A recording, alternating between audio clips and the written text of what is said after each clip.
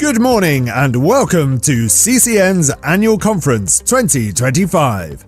Please welcome to the stage CCN's new chair, Cllr Matthew Hicks.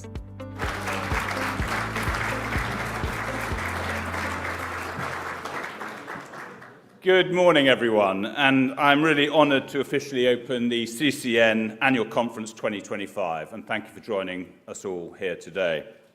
As is custom, of course, I need to begin with a few important thank yous.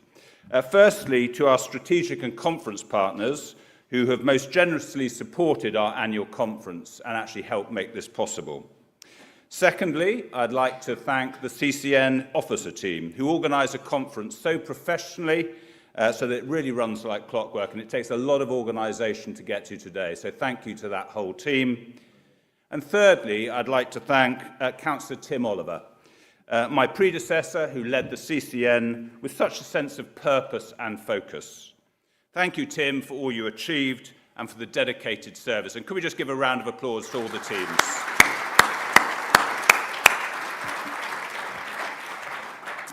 It is for me a huge privilege to be standing here before you as chairman of our cross-party network. Becoming chair of this organisation was an intimidating prospect, to say the least, but it's one which I will relish and embrace. Importantly, the foundations of any national representative body are built on cross-party collaboration and achieving a consensus for the benefit of our collective organisations. I would therefore like to thank my fellow management and the executive members for their support in the first few months in office.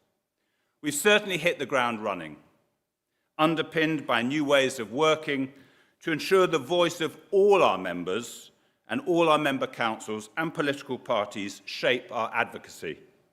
And I look forward to working with you and all members of all member councils in the coming months.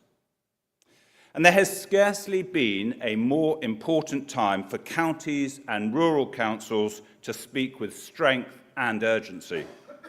Major reforms are on the horizons, from funding allocations to social care, planning reform to local government reorganisation. These will fundamentally shape the way we serve our communities and change how we're able to run our councils. Over the past 12 months, CCN has engaged proactively as the government has set out and consulted on a vast array of policy initiatives. But while CCN will, of course, work positively with the government, it will also be a constructive critic. We'll support policies that genuinely tackle the scale of issues facing our councils and empower counties. But we will also strongly challenge those that do the opposite. Take, for example, the Fairer Funding Review. CCN's proactive and concerted advocacy over the past 12 months had ensured that the government initial proposals were better than many feared. We secured a commitment to introduce new adult social care and home-to-school transport formulas, and forced the government to recognise, in their words, the compelling case to account for the additional costs in delivering services to rural areas. But the simple facts remain that while the outcome was more balanced, our analysis has shown that county and rural taxpayers are set to foot the bill for these reforms. Some 33 out of 38 CCN councils could see a real terms decrease in funding unless they raise their council tax by the maximum in each of the next 3 years. And reports that the government may backtrack on commitments to rural areas to cushion the blow to inner London is nothing but alarming. These councils have historically received substantially higher funding, which have enabled them to keep council tax low, while providing the level of service our councils often could only dream of.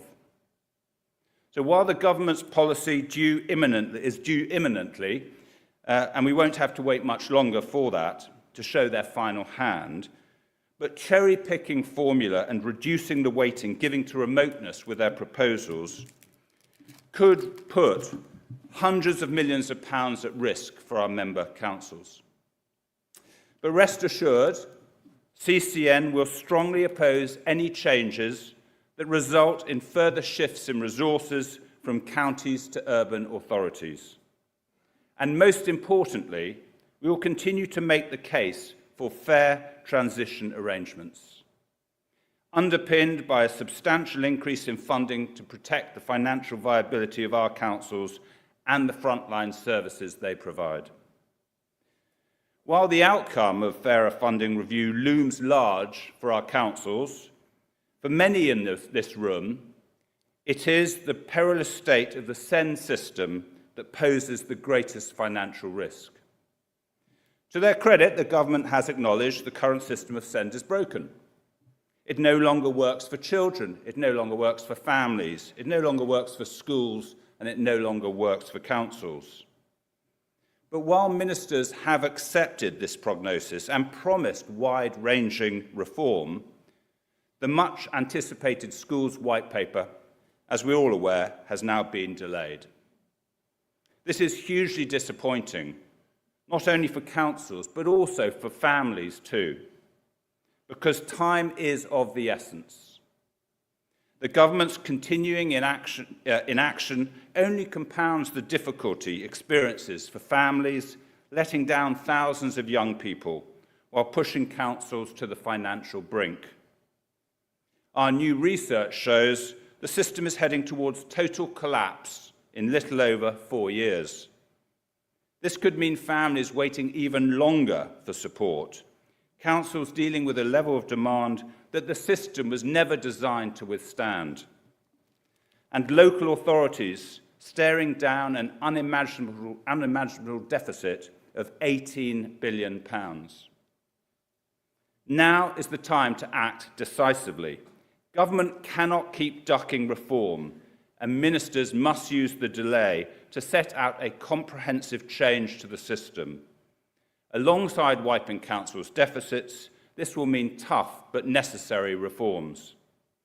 This will include legislative change to focus on EHCPs, on those most in need, underpinned by reforms to the tribunal system.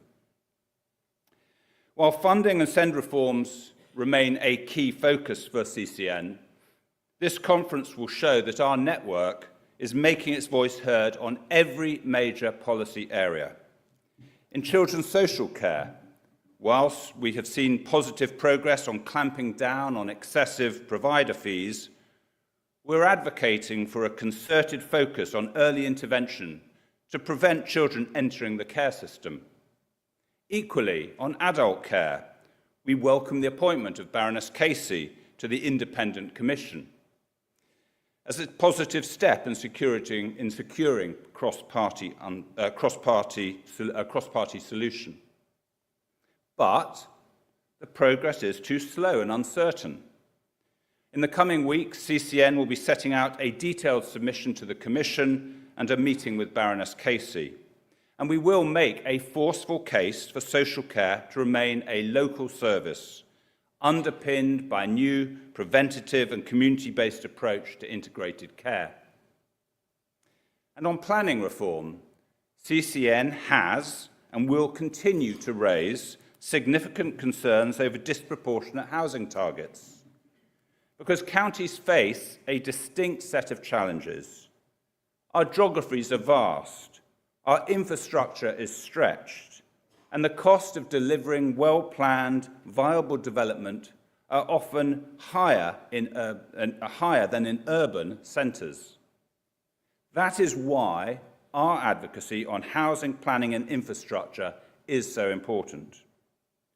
We must ensure that the planning reforms are proportionate, safeguarding local democratic oversight, whilst delivering stronger strategic planning powers and clearer assignment of infrastructure responsibilities and a more predictable funding mechanism.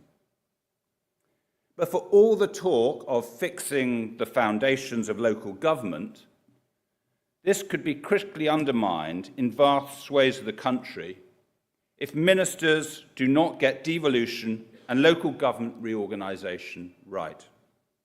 Last year, on this very stage, my predecessor set out that if government were determined to push on with reorganisation, it was critical they did so in a coherent and a structured way. Crucially, this needed to be underpinned by a comprehensive programme of devolution to all our county areas. Ministers heeded this advice. The English Devolution White Paper set out a train of ambitious devolution and sets in train the devolution priority programme, alongside a robust criteria for those facing reorganisation, including the population threshold of 500,000. But even with this guidance, the task of reorganisation that ministers set themselves was monumental. However, the government have unfortunately made that job even harder. The fact they have muddied the water on their own criteria, this has actively incentivised competing proposals and requests for unprecedented, complex and time-consuming boundary changes. I know our County Council members have worked hard to put robust, evidence-based and deliverable proposals forward. CCN has supported our members every step of the way, providing independent and objective analysis to ground the national debate in facts and not fiction. But in contrast, some proposals promise hundreds of millions of savings to adult and children's social care with little or misleading supporting evidence, whilst giving scant regard to the complexity of disaggregating care services and changing district boundaries. So with stakes so high, we cannot afford to put politics above public services. The risks to both sustainability of public finances and the quality of care for our most vulnerable residents are simply too great to be overlooked, or underplayed, or at worst, misconstrued. And that is why all the business cases should now come under intense scrutiny, to instill confidence that decisions will be evidence-led rather than politically driven. Government must rigorously evaluate all the proposals. They must strictly apply the original criteria and demonstrate that any proposal that is chosen is based on sound financial analysis, underpinned by a viable implementation plan. The government have shown they can take the right evidence-based decision in Surrey, but this needs to be the rule, not the exception. Crucially, government cannot renege on their promises for wider and deeper devolution, ensuring that those unitary and county authorities ready to move forward with new mayoral strategic authorities do so by the end of this Parliament. This is the only way to make the pain of structural reform worth it, while putting all our counties on par with city regions in securing long-term prosperity. In concluding, it goes without saying that the times, of course, are changing. But while politics and council structures may shift and change, the enduring purpose and focus of CCN will not. That's because CCN is about more than a type of function of local government. What makes the CCN the natural home for county and unitary authorities, and what binds our network together, is not only about the services our council provide, but the uniqueness of places our councillors represent. CCN is the only national voice for county and larger unitary authorities in England, who represent cities, towns, rural and coastal communities that make up our areas, demonstrating a unique understanding of our members and a robust, evidence-based approach. CCN has led the national debate on local government policy in Westminster and beyond.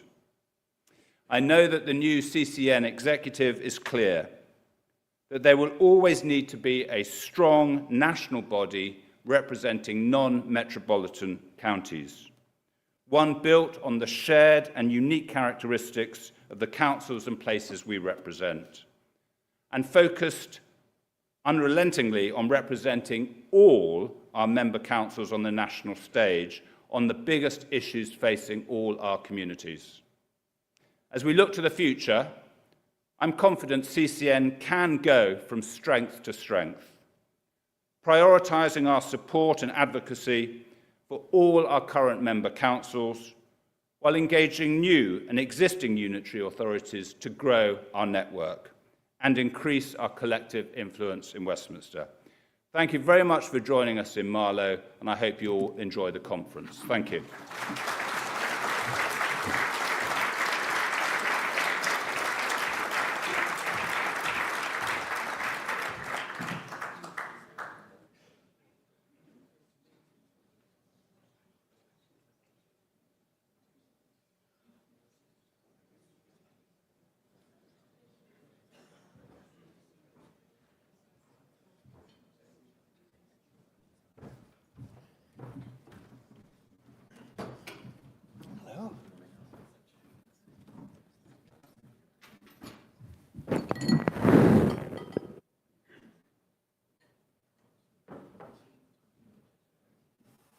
Good morning, everybody.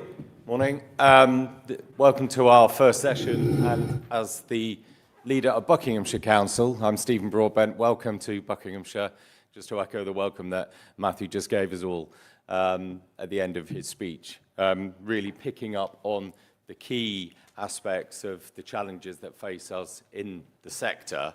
So, of course, as CCN will do, we're straight in to one of the main ones, which is funding. And obviously, we're all at the moment dealing with putting together our budgets, seeing what fair funding will do, waiting for that guidance to come from government, and, of course, then waiting for the settlements that, as Baroness Taylor referred to yesterday, may or may not be on Christmas Eve. So with that context in mind, I think today's session is really important. And whilst we're all wondering what is and isn't coming our way, we have two people today who obviously will give us some insights. We've got Stuart Hoggan, who has, as you will see on the app biography, worked in the senior civil service and now spends time advising government departments and others, including local authorities.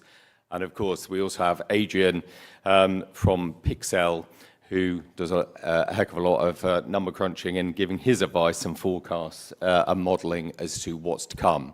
So today's session is a presentation, two presentations, one from each Stuart and Adrian, and then we'll turn to questions. So do keep your questions in mind, and after they're both spoken, then we'll do questions. Yeah. Okay, yeah. Excellent.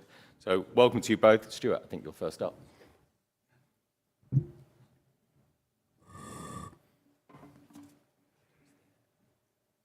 Good morning, everyone, and thank you very much for inviting me back to speak to you at your annual conference.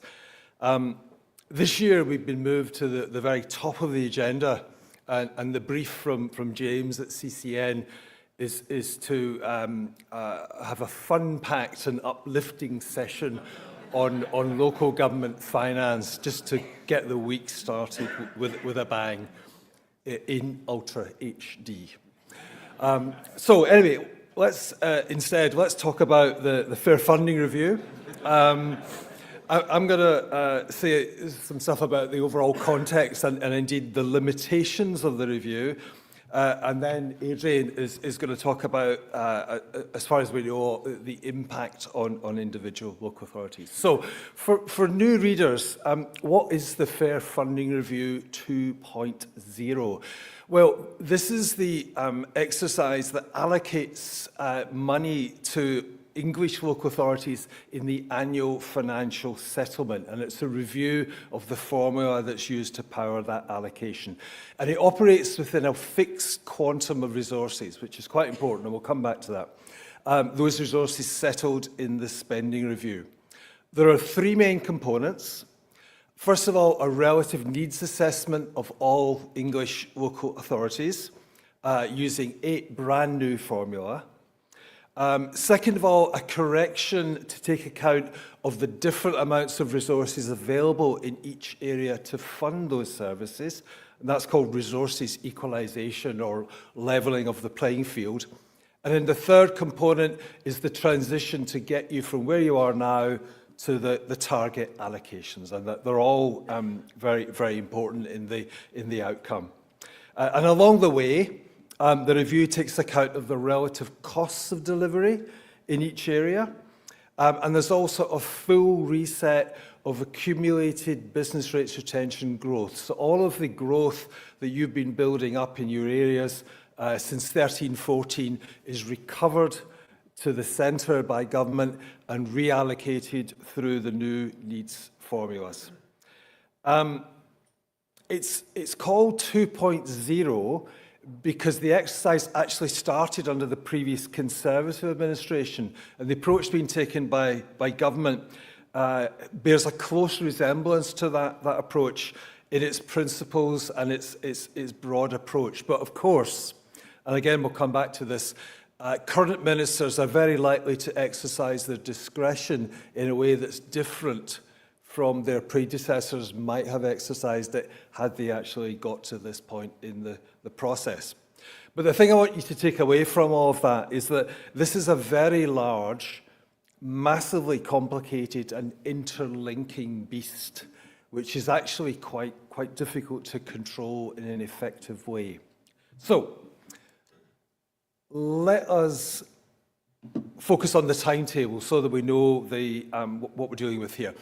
As I hinted, this exercise dates back to 2016, but it got underway in earnest under the current administration in December of last year with a consultation on the objectives and principles for the review, about the way the review would be conducted.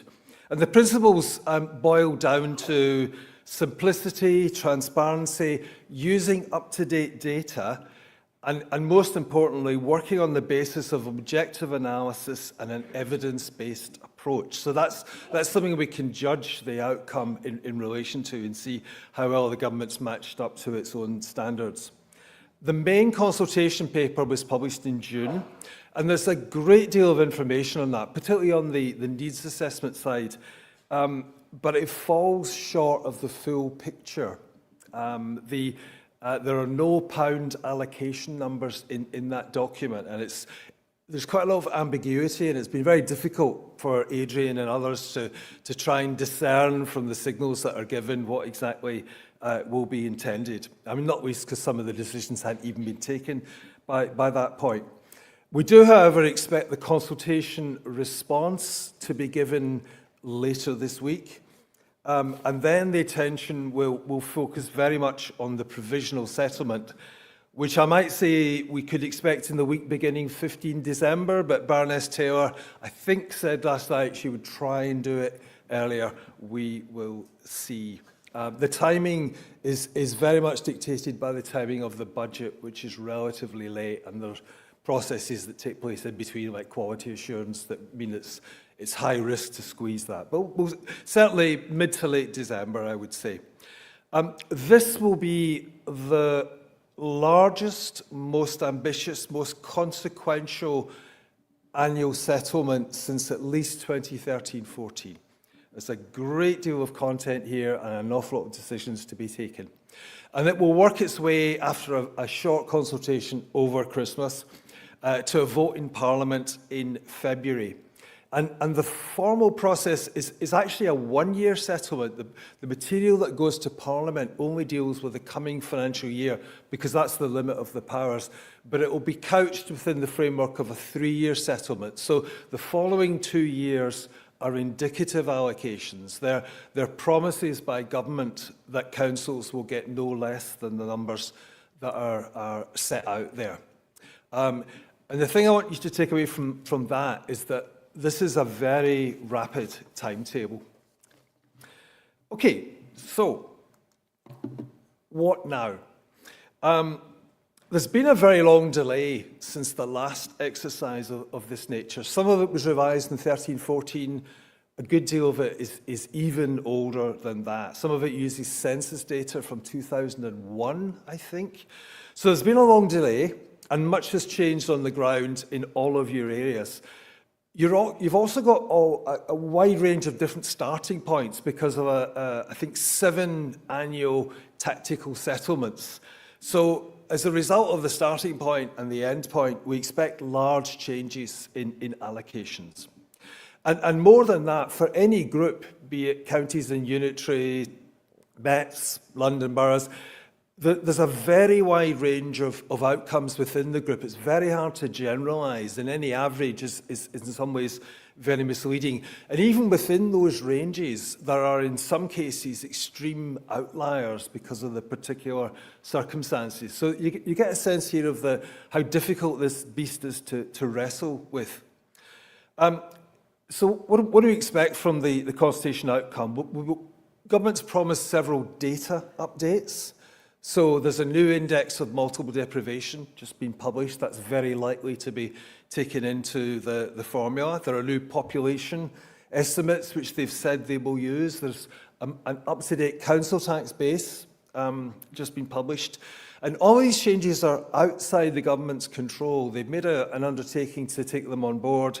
They just have to see what they are and bring them in. But they also need to respond to the representations that have been made. And the crunch point in all this is the provisional settlement in December, when you and MPs see the pound numbers for the very first time. And as I said, it goes to vote in Parliament, and government must win that vote. If the vote doesn't pass, it is not exaggerating to say the entire finance system collapses. The powers are not available to make the payments that are necessary to make it work. So this is a do or die affair. We're all being told quietly by government not to expect much change, but is that really realistic? As I said, we won't get the numbers until December, so this means it will be very late, as ever, or certainly in recent years, to inform the budget setting process for the first year. And reactions will need to be very quick to what comes out at that time. So this is a very back-ended process to a heavily laden consultation exercise. And it's hard not to conclude that there's an element of tactics about this. A very large number of proposals will be resolved at that point.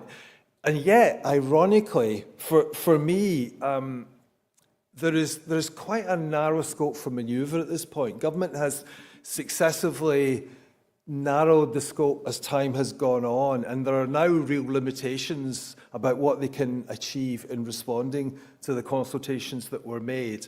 So remember I said that this is about distributing a fixed amount, and it's a situation that's challenging for everyone, even those who are the relative winners from the process will not be feeling hugely positive about it. And that's because everyone is in a position of financial stress. Financial resilience across the country is under great pressure. And of course, there's the spectre of reorganisation looming again across the country. It must be the case that government doesn't want to create new authorities that are immediately having challenges with financial resilience. And all of this being done at great pace, which I think will place a particular weight on the transition proposals. We're told to expect a 3-year transition, which is framed as a hard stop. The proposals will be implemented at the end of that period. But it seems very, very likely there will be unfinished business in that transition. There will be a cliff edge, authorities at the end of that period that are not at their target allocation, and that's somehow left to the next spending review to sort out.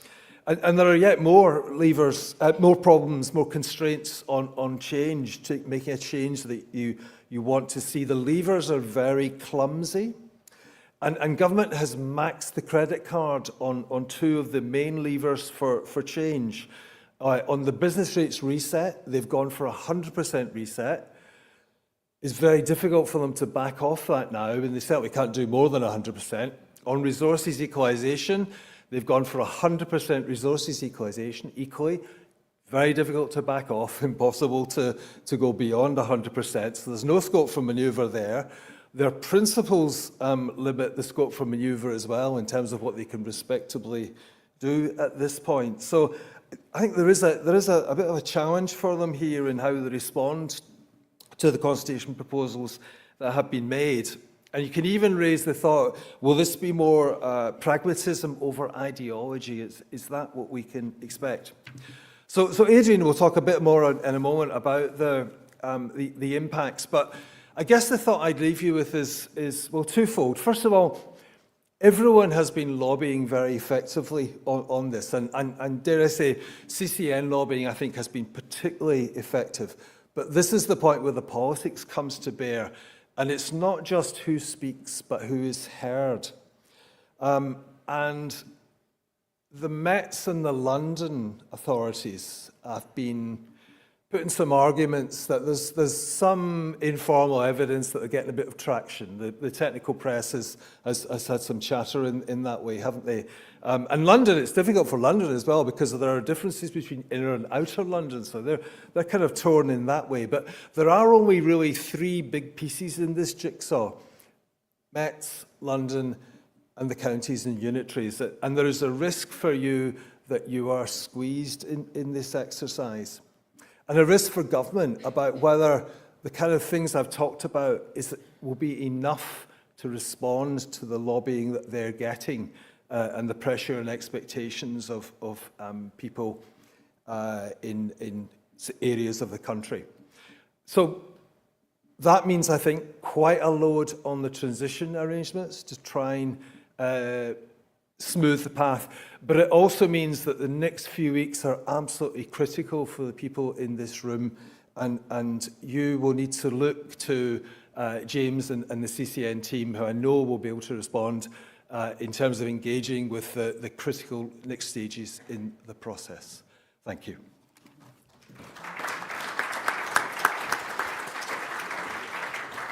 Stuart, thank you. And then, as you just alluded to, Adrian's going to take us through some of the potential impacts and changes. Good morning, everybody. I'm going to start by looking at some of the numbers and what we've seen in the past. The last consultation and the numbers that we've seen so far is what was issued and published in June 2025. We modelled as best we could the proposals that were in that consultation. And as Stuart said, we haven't seen the pound numbers yet, so what we're relying on is the modelling that we can do based on those proposals. We've had some feedback from MHCLG that this is in the right area, but that's not quite the same thing as saying these are the right numbers. So these are our best modelled estimates. And I think some of the big movements that are really important here is that you can see there's a big shift in resources away from inner London and towards metropolitan areas. So inner London losing very heavily from these proposals. But nevertheless, even though there's a big shift towards metropolitan areas, I think those areas were very disappointed in what they got. And particularly there's some parts of the Mets that actually got a much worse settlement than they were expecting. So I think ministers are dealing with two parts of the country that actually are quite disappointed with what they've got. For county areas, you see that for county councils and county unitaries, some small increases. And as Councillor Hicks mentioned earlier, I think there was some slightly improved, better than expectations, I think, on average. But nevertheless, it's only a neutral sort of setting for county areas. Some gains in county councils, some losses in district areas. So that's kind of the broad position of what we see from the modelling we saw from June. And I think a key question here is, what do these new ministers think about that distribution? Some indications, I think, that some of the ministers now are probably less keen about some of the cuts in funding in inner London. Key messages coming through from Mets to ministers as well about that level of disappointment. So we're really looking forward this week and over the next month to how ministers address that and what changes they make in the proposals. Within the County Council's network membership, we see here a really wide range of forecasts for what happens with the individual members. So we're looking at the core spending power change over the next 3 years. And we see some authorities, some CCN members, gaining really quite significantly right at the top end of that distribution. Places like Lincolnshire, Northamptonshire, Nottinghamshire, Kent and Cornwall. Some really big increases in funding based on the modelling and based on the June proposals. And at the other end of the range, some authorities, particularly places like Surrey, like Buckinghamshire, doing really badly from the proposals. That's particularly because of council tax equalisation. And some other CCN members doing badly from the proposals because of the business rate baseline reset, places like Central Bedfordshire, East Riding of Yorkshire. So there's a really wide range of potential outcomes for CCN members, even though the average is a slight improvement in funding share. There were some really big wins, I think, in that June consultation paper for county areas. And I think 4 really particular areas that I think have driven the average increase for county areas. The adult social care relative needs formula was one area that CCN really pushed very heavily for. It's a brand new formula based on extensive research. I'm not sure the government was keen to implement it because it does shift resources quite decisively towards county areas. You can see there a bigger share of funding for both adults, for older people and for younger adults from this new formula. So that's a really big win for CCN. Another big win was on the homeschool transport formula. This is one that overwhelmingly distributes resources towards county areas, both shire counties and county unitaries. There was one drawback with it in that it limited funding to pupils with up to 20 miles distance from their schools. We hope that will be changed in the policy statement later this week. But that was definitely a big win for county areas. And similarly for the area cost adjustment as well, we measured some really big increases in funding for county areas from the new ACA, and that was particularly driven by the new remoteness uplift as well as the new accessibility uplift as well. So again, really big improvements in funding for county areas. The business rates baseline reset drove, I think, overall gains for county areas, particularly for shire counties, but it does reduce the funding for some county unitaries, those with really large amounts of business rate growth. And those authorities will be affected by that reset. The one area I think that's not uniformly but largely driven the reduction in funding in lots of county areas is council tax equalisation, effectively resetting the amount of council tax that's assumed within the new formula. And as we saw in the previous slide, really affecting those areas with large council tax bases and relatively low needs, places like Buckinghamshire or Surrey.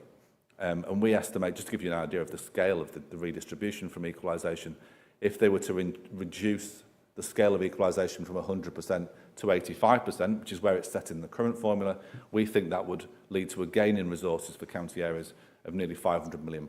So it really does distribute an awful lot of funding around the country. Another important point is the scale to which county areas are reliant on increasing council tax by the maximum available. All the numbers we've looked at so far assume that councils increase their council tax by the maximum available, i.e. the 4.99%. What that means is that for county areas, that the vast bulk of your increase in resources over the next 3 years is funded by council tax. Only 5% comes from grant increases, 95% comes from the expected increase in Band D in your county areas. And that contrasts with metropolitan areas where half of their increase in resources would come from grant funding, only half would come from council tax increases. So a real difference in the balance of the way that funding increases will be funded in different parts of the country, with much more reliance placed on your council taxpayers to pay more in council tax. Then looking a bit further ahead towards the policy statement, which we expect is only on Thursday this week, so it really is imminent, and we're looking forward to it with a great deal of interest. As Stuart said, the changes in funding distribution ought to be relatively limited. We had a huge consultation paper in June. All the indications from officials are that things won't change that much. But clearly we know there's been pressure, a huge amount of pressure on ministers to limit the losses in London and to give a better settlement to metropolitan areas and to urban areas. There are some changes that we know will happen. We know there'll be updates on the quantum and the phasing, as well as funding for things like new burdens for food waste, etc. We need to know more about what's in the overall quantum. And we know there'll be data updates for the mid-year population estimates and the 2025 Index of Multiple Deprivation. But there is also a whole range of ministerial judgments that we need to look out for. Things like the weighting for remoteness, will that be reduced? Population alternatives, different weighting for population, and also different weightings for the foundation formula and children's relative needs formula. So there are some levers, but I think, as Stuart mentioned earlier, the parameters are really quite strictly set already, and I think it will take something quite extraordinary to jump outside those parameters and result in a different distribution of funding. One of the key things you'll have seen in the press over the last week or so is around the 2025 IMD. A big change in methodology, which we understand was was brought into favour in London. So what they've done is, instead of previously income deprivation has been based on, doesn't take into account housing costs, and now it does. So that really does shift the way that deprivation is measured towards inner London, and towards the southeast of England, and away from metropolitan areas. In terms of the impact on county areas, it's very mixed. On average, the increase in the deprivation score has gone up, but as you'll see there are some big differences across the CCN membership. Those gaining are mostly, or those having a higher deprivation indication weighting, tend to be those with higher housing costs in the southeast of England. But the outcome really was different from what we were expecting. We had been expecting that the new IMD would follow the recent trends and would show a higher level of relative deprivation in the metropolitan areas, but that's not been the case. It's been the other way around. So we think the new IMD will shift resources out of metropolitan areas towards London and towards the southeast of England. And I think a key question really is, how do ministers respond to that? If metropolitan areas are already complaining that they don't think their settlement's good enough, and this makes it worse, how do ministers come back and make sure they get a settlement, which, as Stuart says, that they can win in a vote on the final settlement in February? That's really the key question that we're looking out for in the policy statement. What things do ministers do differently to put money back into metropolitan areas, and what degree does that hurt county councils and county unitaries? Remoteness is a really key factor. It was something that was developed by the previous government. It provides more funding for areas that are more remote from markets, where unit costs are higher. There's a strong basis in economic theory for that, but the problem was it's difficult to weight it. So government asked authorities to provide them with evidence about how to weight remoteness. And I think it had a pretty high weighting in the current set of proposals. It was difficult to isolate it precisely, but I think that it shifted resources towards places like Cornwall, for instance, giving them a benefit, an increase in funding of maybe up to £75 million. So it's a huge factor within the funding makeup for the more remote county authorities.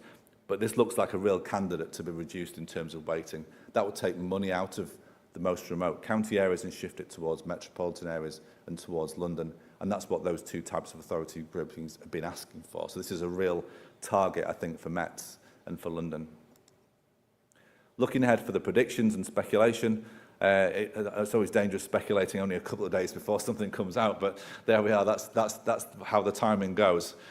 As I said, and we've said a few times, we are expecting limited change, and certainly I think at the class level, I think the change might be relatively small, but I think it's at individual authority level where things could move a lot more. And I think the risks certainly are in county areas for those authorities that are more reliant, for instance, on the remoteness formula, on the remoteness uplift, that are the most at risk. Updating population and IMD is inevitable, but I think it's some of those other things that stand outside that, things like reducing remoteness, changing the weightings, but possibly it's other things, the more bespoke things that shift resources in the kind of ways that ministers are most wanting to see. The way grants are rolled in, for instance, or some of the more bespoke settings that can be done. So there are still things that can happen. You may have heard there's a budget next week as well, so we're not just looking at the policy statement, we're looking at the budget as well. And inevitably there will be things that affect local government. I think the council tax band, if there are new bands or different weightings, that could really make some big differences to the way the system works. We're looking at 5 new multipliers now, all set in different ways, with different weightings, different caps and settings, and potentially even employers' NI on employers' pension contributions. If that's the case, will they be funded? And I think it's the council tax bands that I think are probably taking the eye of most of us, because that will change what we're billing. It may affect bands G and H, it possibly even will affect band F as well. And that could either be new bandings, split bandings, or it could be, probably more likely, increased weightings in those bandings. That will generate much more income, much more council tax from those council tax payers in those bands. Crucially, though, that money is not going to stay in local government. That will be the Treasury setting higher weightings in those bands to get more revenue back into the Treasury. But of course, that creates all sorts of ripple effects within the system, makes it much more complicated. But I think one thing we can be sure of is that we won't be benefiting from that within the sector, but it will change the balance of funding. It will put much more pressure on council taxpayers in the southeast of England and in London as well. Okay, so I'll hand it back over. Thanks, Steve. Thank you very much.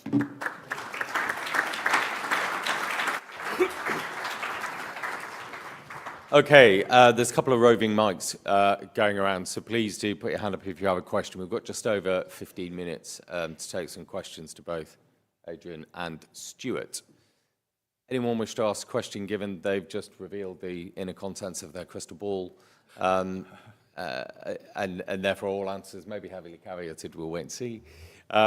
While the mics are going round, please do put their hands up. I was interested in what you were saying about how they're going to keep MPs, metropolitan areas happy, as well as the people in this room. Yeah. And I know you've indicated there'll be elements of waiting, and I think you said something like, oh, there's an informal feedback that indicates there might be a shift. Are you expecting that to be considerable, or just, frankly, a bit of a marginal shift just to say they listened? I think, all the indications are that it will be a marginal change. They will not want to make more changes than they need to. So always, Stuart probably will know this better than I, that officials do not want things to move much from consultation to consultation, but the pressure has been huge. So I suspect at class level it won't move that much, but they'll want to make sure that certainly some of the outliers, something happens for them. Okay. The time to make changes now and the risks of making significant changes at this late stage are considerable. There just isn't enough money in the system to move it around in a dramatic way, even if ministers wanted to do so. And they're fully aware of the risks in terms of financial resilience of squeezing or bearing down on particular groups of authorities. They need a balanced outcome here. So all of that constrains them in any changes that they might wish to make. They're going to have to be quite self-denying on some of this than perhaps some more exercises in the past under different administrations have shown. Great, thanks, Stuart. Hand on someone I recognise at the back. Morning, Rachel. Morning, lovely to see you, Rachel Shimmer, Buckinghamshire. So just on the crystal ball theme again, we've got a session just after you in relation to SEND. So on the SEND aspect of funding reform, we know that that's been kicked down the road. Just really interested in your views about how government might deal with both aspects of the SEND funding crisis, so the revenue issues year on year, but also the statutory override nightmare that we're facing into as a country. Thank you. Yeah, I think they're almost freezing in the face of substantial concerns here. There's no clue in the spending review, or indeed in the current state of the economy, where the money comes from to settle that. And they've put their best people on it. They've gone back to the drawing board, and they're trying to find a miraculous way through. But it really does look very, very difficult. And there's no clue from inside government or elsewhere as to what the way forward is on this. It's very troubling, isn't it?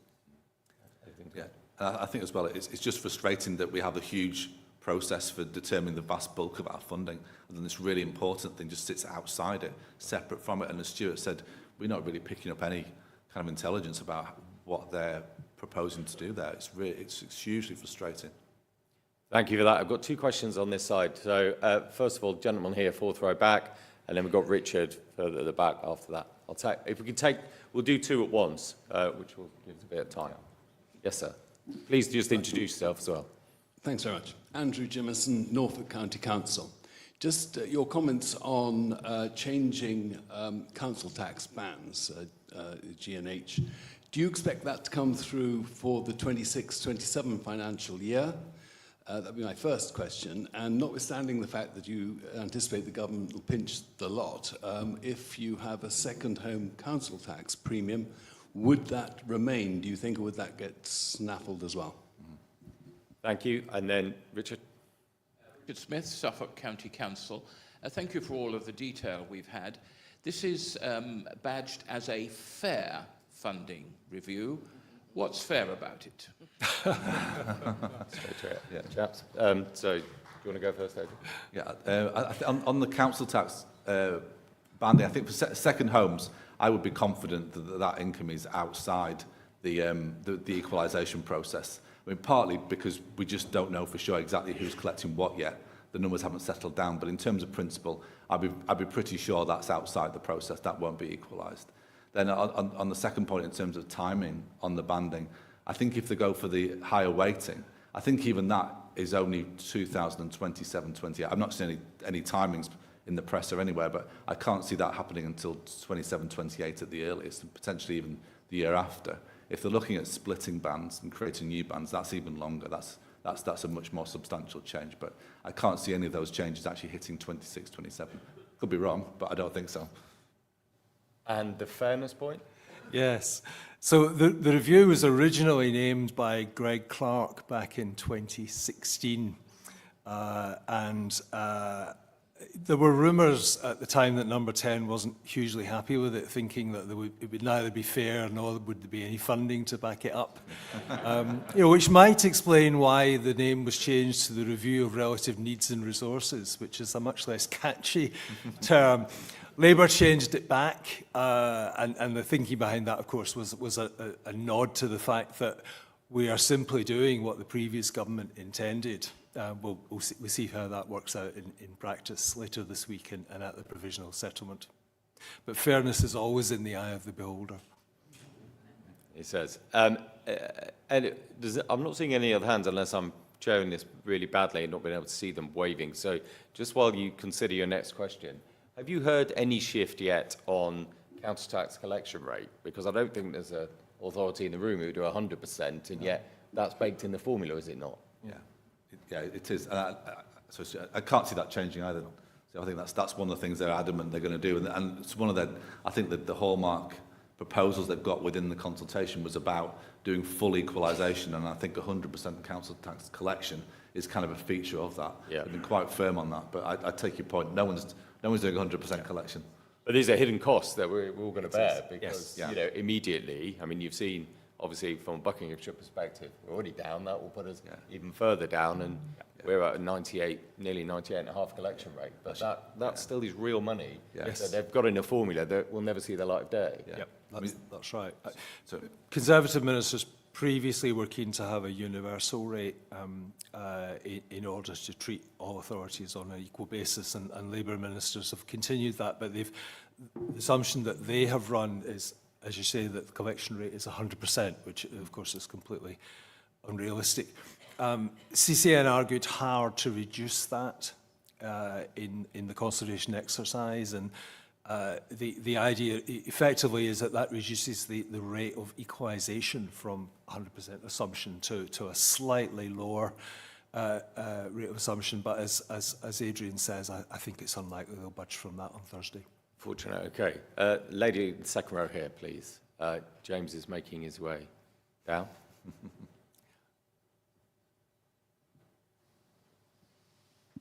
Thank you. Thank you. Leslie Wagland from Essex. Is there any account being taken of what appears to be a fairly rapid slowdown in the housing market, in England in particular? And the problem seems to be affecting very strongly the new homes market, which is of considerable importance to most of us, with some fairly alarming statistics as to the amount of sales over quite longish recent periods having fallen off a cliff. And I'm concerned against the background both of council tax default type of issues, but also in relation to the point that's being made about the sheer lack of any flexibility in this to deal with the unknown unknowns, shall we say? Yeah, thank you. I think in terms of the way the funding system works, obviously we'll be losing the new homes bonus for the first time in a long time next year. Less important for counties, but it's been a big source of revenue for lots of county unitaries. But I think one of the key points will be how they build in forecasts for tax-based growth over the next 3 years. Do they build forecasts in? Do they keep it flat over 3 years? I think they're always quite reluctant to build in any forecasts and projections because all they've got to go on is past experience.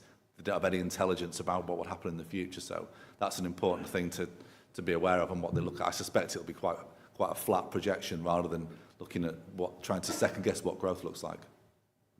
Yep. As Adrian said, the formula for year one, we use the most latest, most up-to-date council tax figures, so that's in that sense a positive, but it does depend on what projections are used for years two and underlie the allocations there. More generally on council tax, one of the features of the consultation proposals that Adrian and others have been able to model with some challenges is that for counties and unitaries, the outcome depends much more heavily on council tax increases than it does in other areas of the country. The balance between council tax funding and grant is very different in your areas than it is in London or in metropolitan areas. And that's what underlies your chair's comments earlier, is that there's a reliance and indeed an assumption of maximum council tax increases for no particular benefit, because that's then equalised away in the years ahead. Great, thank you. Time for one very quick question, if anyone has a burning question. Mr. Adam, sorry, I missed you. Hi. Thank you, Steve. Whilst recognising the predictions over the fact that little will change, what is the best line for local authorities to take with their MPs, both government and opposition, to ensure that they use their influence as productively as possible? So I think what we were both trying to say is that we see challenges in responding to the proposals that are on the table.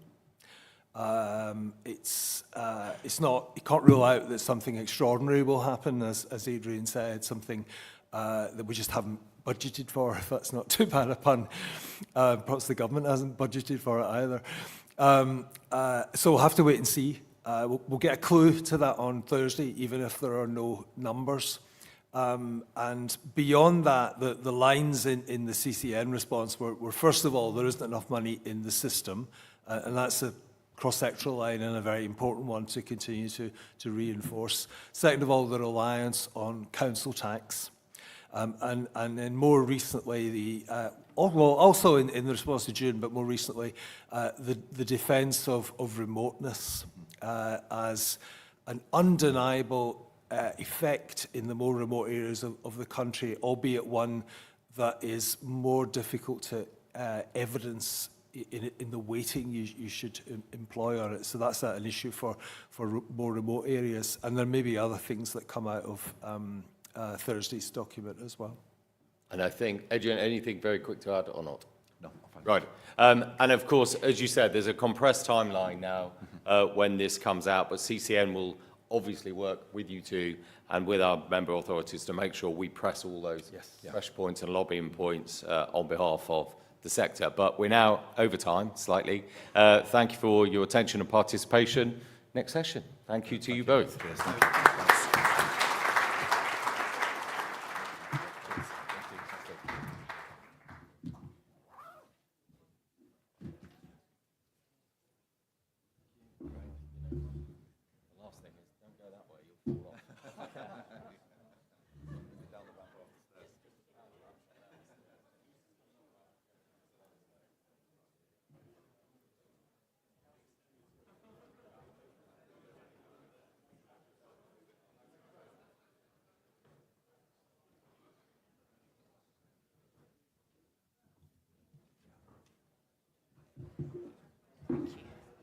Hello again. Hi there. How are you doing? All right, thank you. You've been drafted in I have been short drafted in notice. at short notice because Bill has a grandchild I arriving, saw which is that on very the email. exciting. That's very exciting.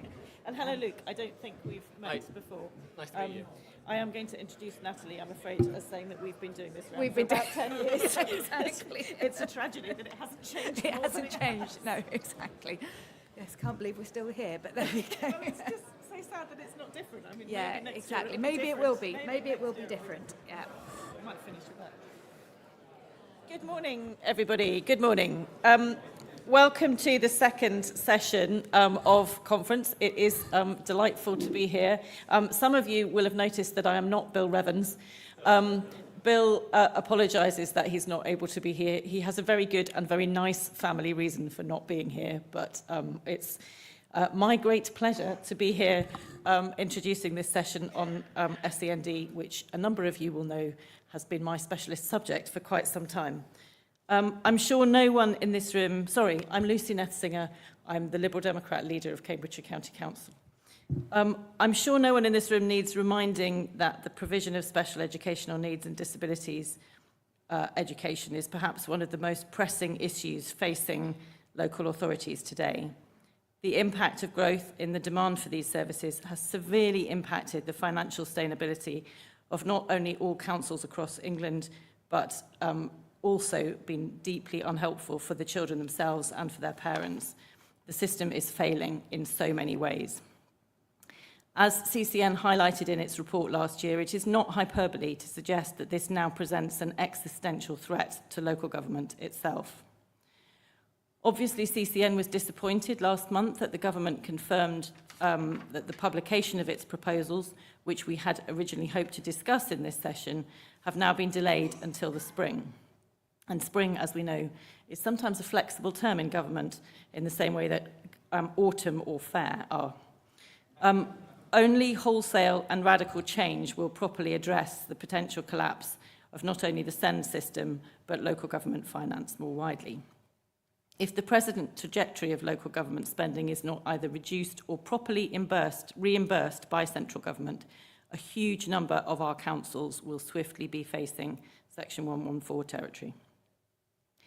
CCN was among the first organisations to highlight the challenges as problems began to emerge towards the end of the last decade. It has since been a major player in shaping the narrative of this issue in the media and wider public debate, particularly with the highly influential report Towards an Effective and Financially Sustainable Approach to SEND, which was published last summer.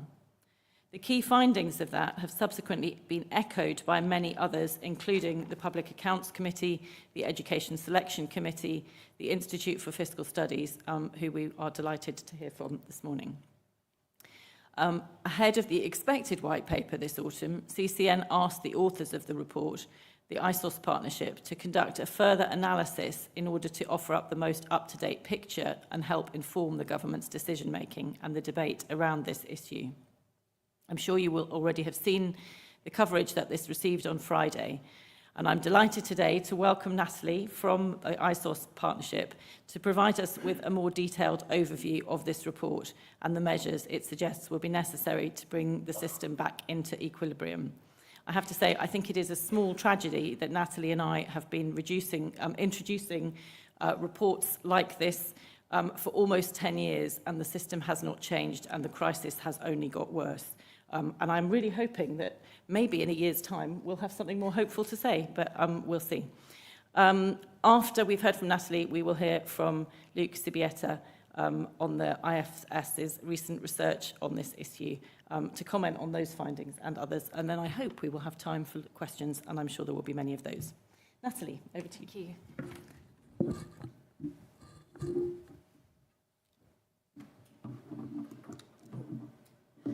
Thank you so much for inviting me here today. It's a real pleasure to be here.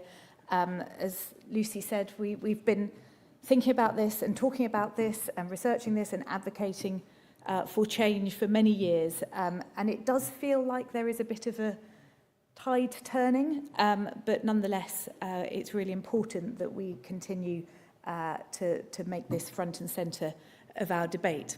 So I'll just check that I can make the slides go. Ooh, maybe not. Does anyone know how the... There we go, that's it. So, as Lucy said, we published a piece of research for the CCN and the Local Government Association a year ago.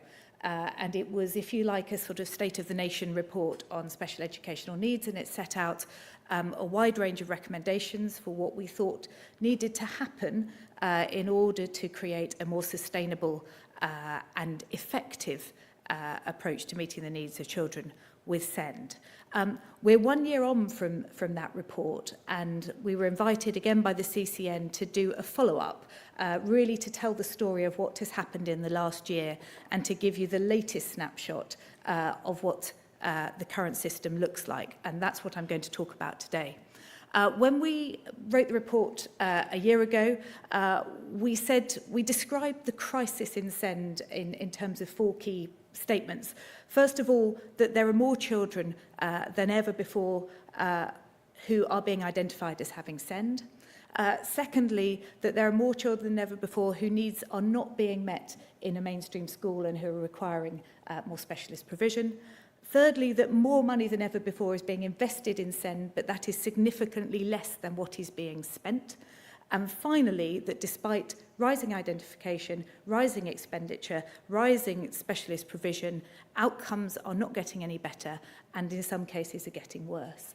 And those 4 statements remain as true today, if not more so, than they were a year ago. And I'm going to take you through each of those. So first of all, many more children and young people are being identified as having SEND.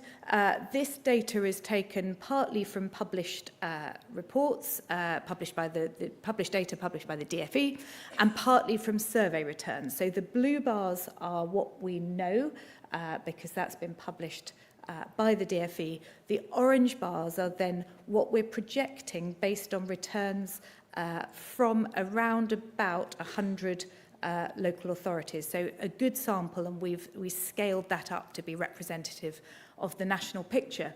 And what we basically know is that in the last year, since our first report was written between 23-24 and 24-25, EHCPs have gone up by 11.5%. That's the biggest single year increase that we've seen since 2016-17, and it does contradict the argument that, oh, EHCPs will level off. They're just finding their level. They're not levelling off. It's accelerating, if anything. Just under 650,000 children and young people with EHCPs in the country today. Based on survey returns, colleagues are predicting that that will go up to 840,000 by the end of this Parliament. That would equate to I think from memory, about 1 in 25 children and young people aged 0 to 25, so quite a significant percentage. We know that growth is a national phenomenon. There are only 11 local authorities nationally where the growth in EHCPs since 2015-16 has been less than 100%. In all but 3 local authorities, rates of EHCPs are now more than 2% of the population. And we know, interestingly, that rates of EHCPs do not seem to correlate with some of the things that you might expect, like deprivation or size or other contextual factors. You can see in the table there how that splits by local authority type. Obviously, you'll be interested in the county and CCN unitary line down at the bottom there. You can see both the percentage of children and young people with EHCPs and the percentage growth is slightly higher in county council areas than in other areas. I'm not going to speculate now on why that might be, and the differences are not very marked, but the differences do become more marked as we get towards 2028-29. So essentially, your colleagues in their survey returns were predicting that EHCPs in county council areas might rise more quickly than in some other areas. It's also worth emphasising, I've said this before, but I think it's worth saying again and again, when we talk about a growth in SEND, we are really talking about a growth in ASD, SEMH and speech, language and communication needs.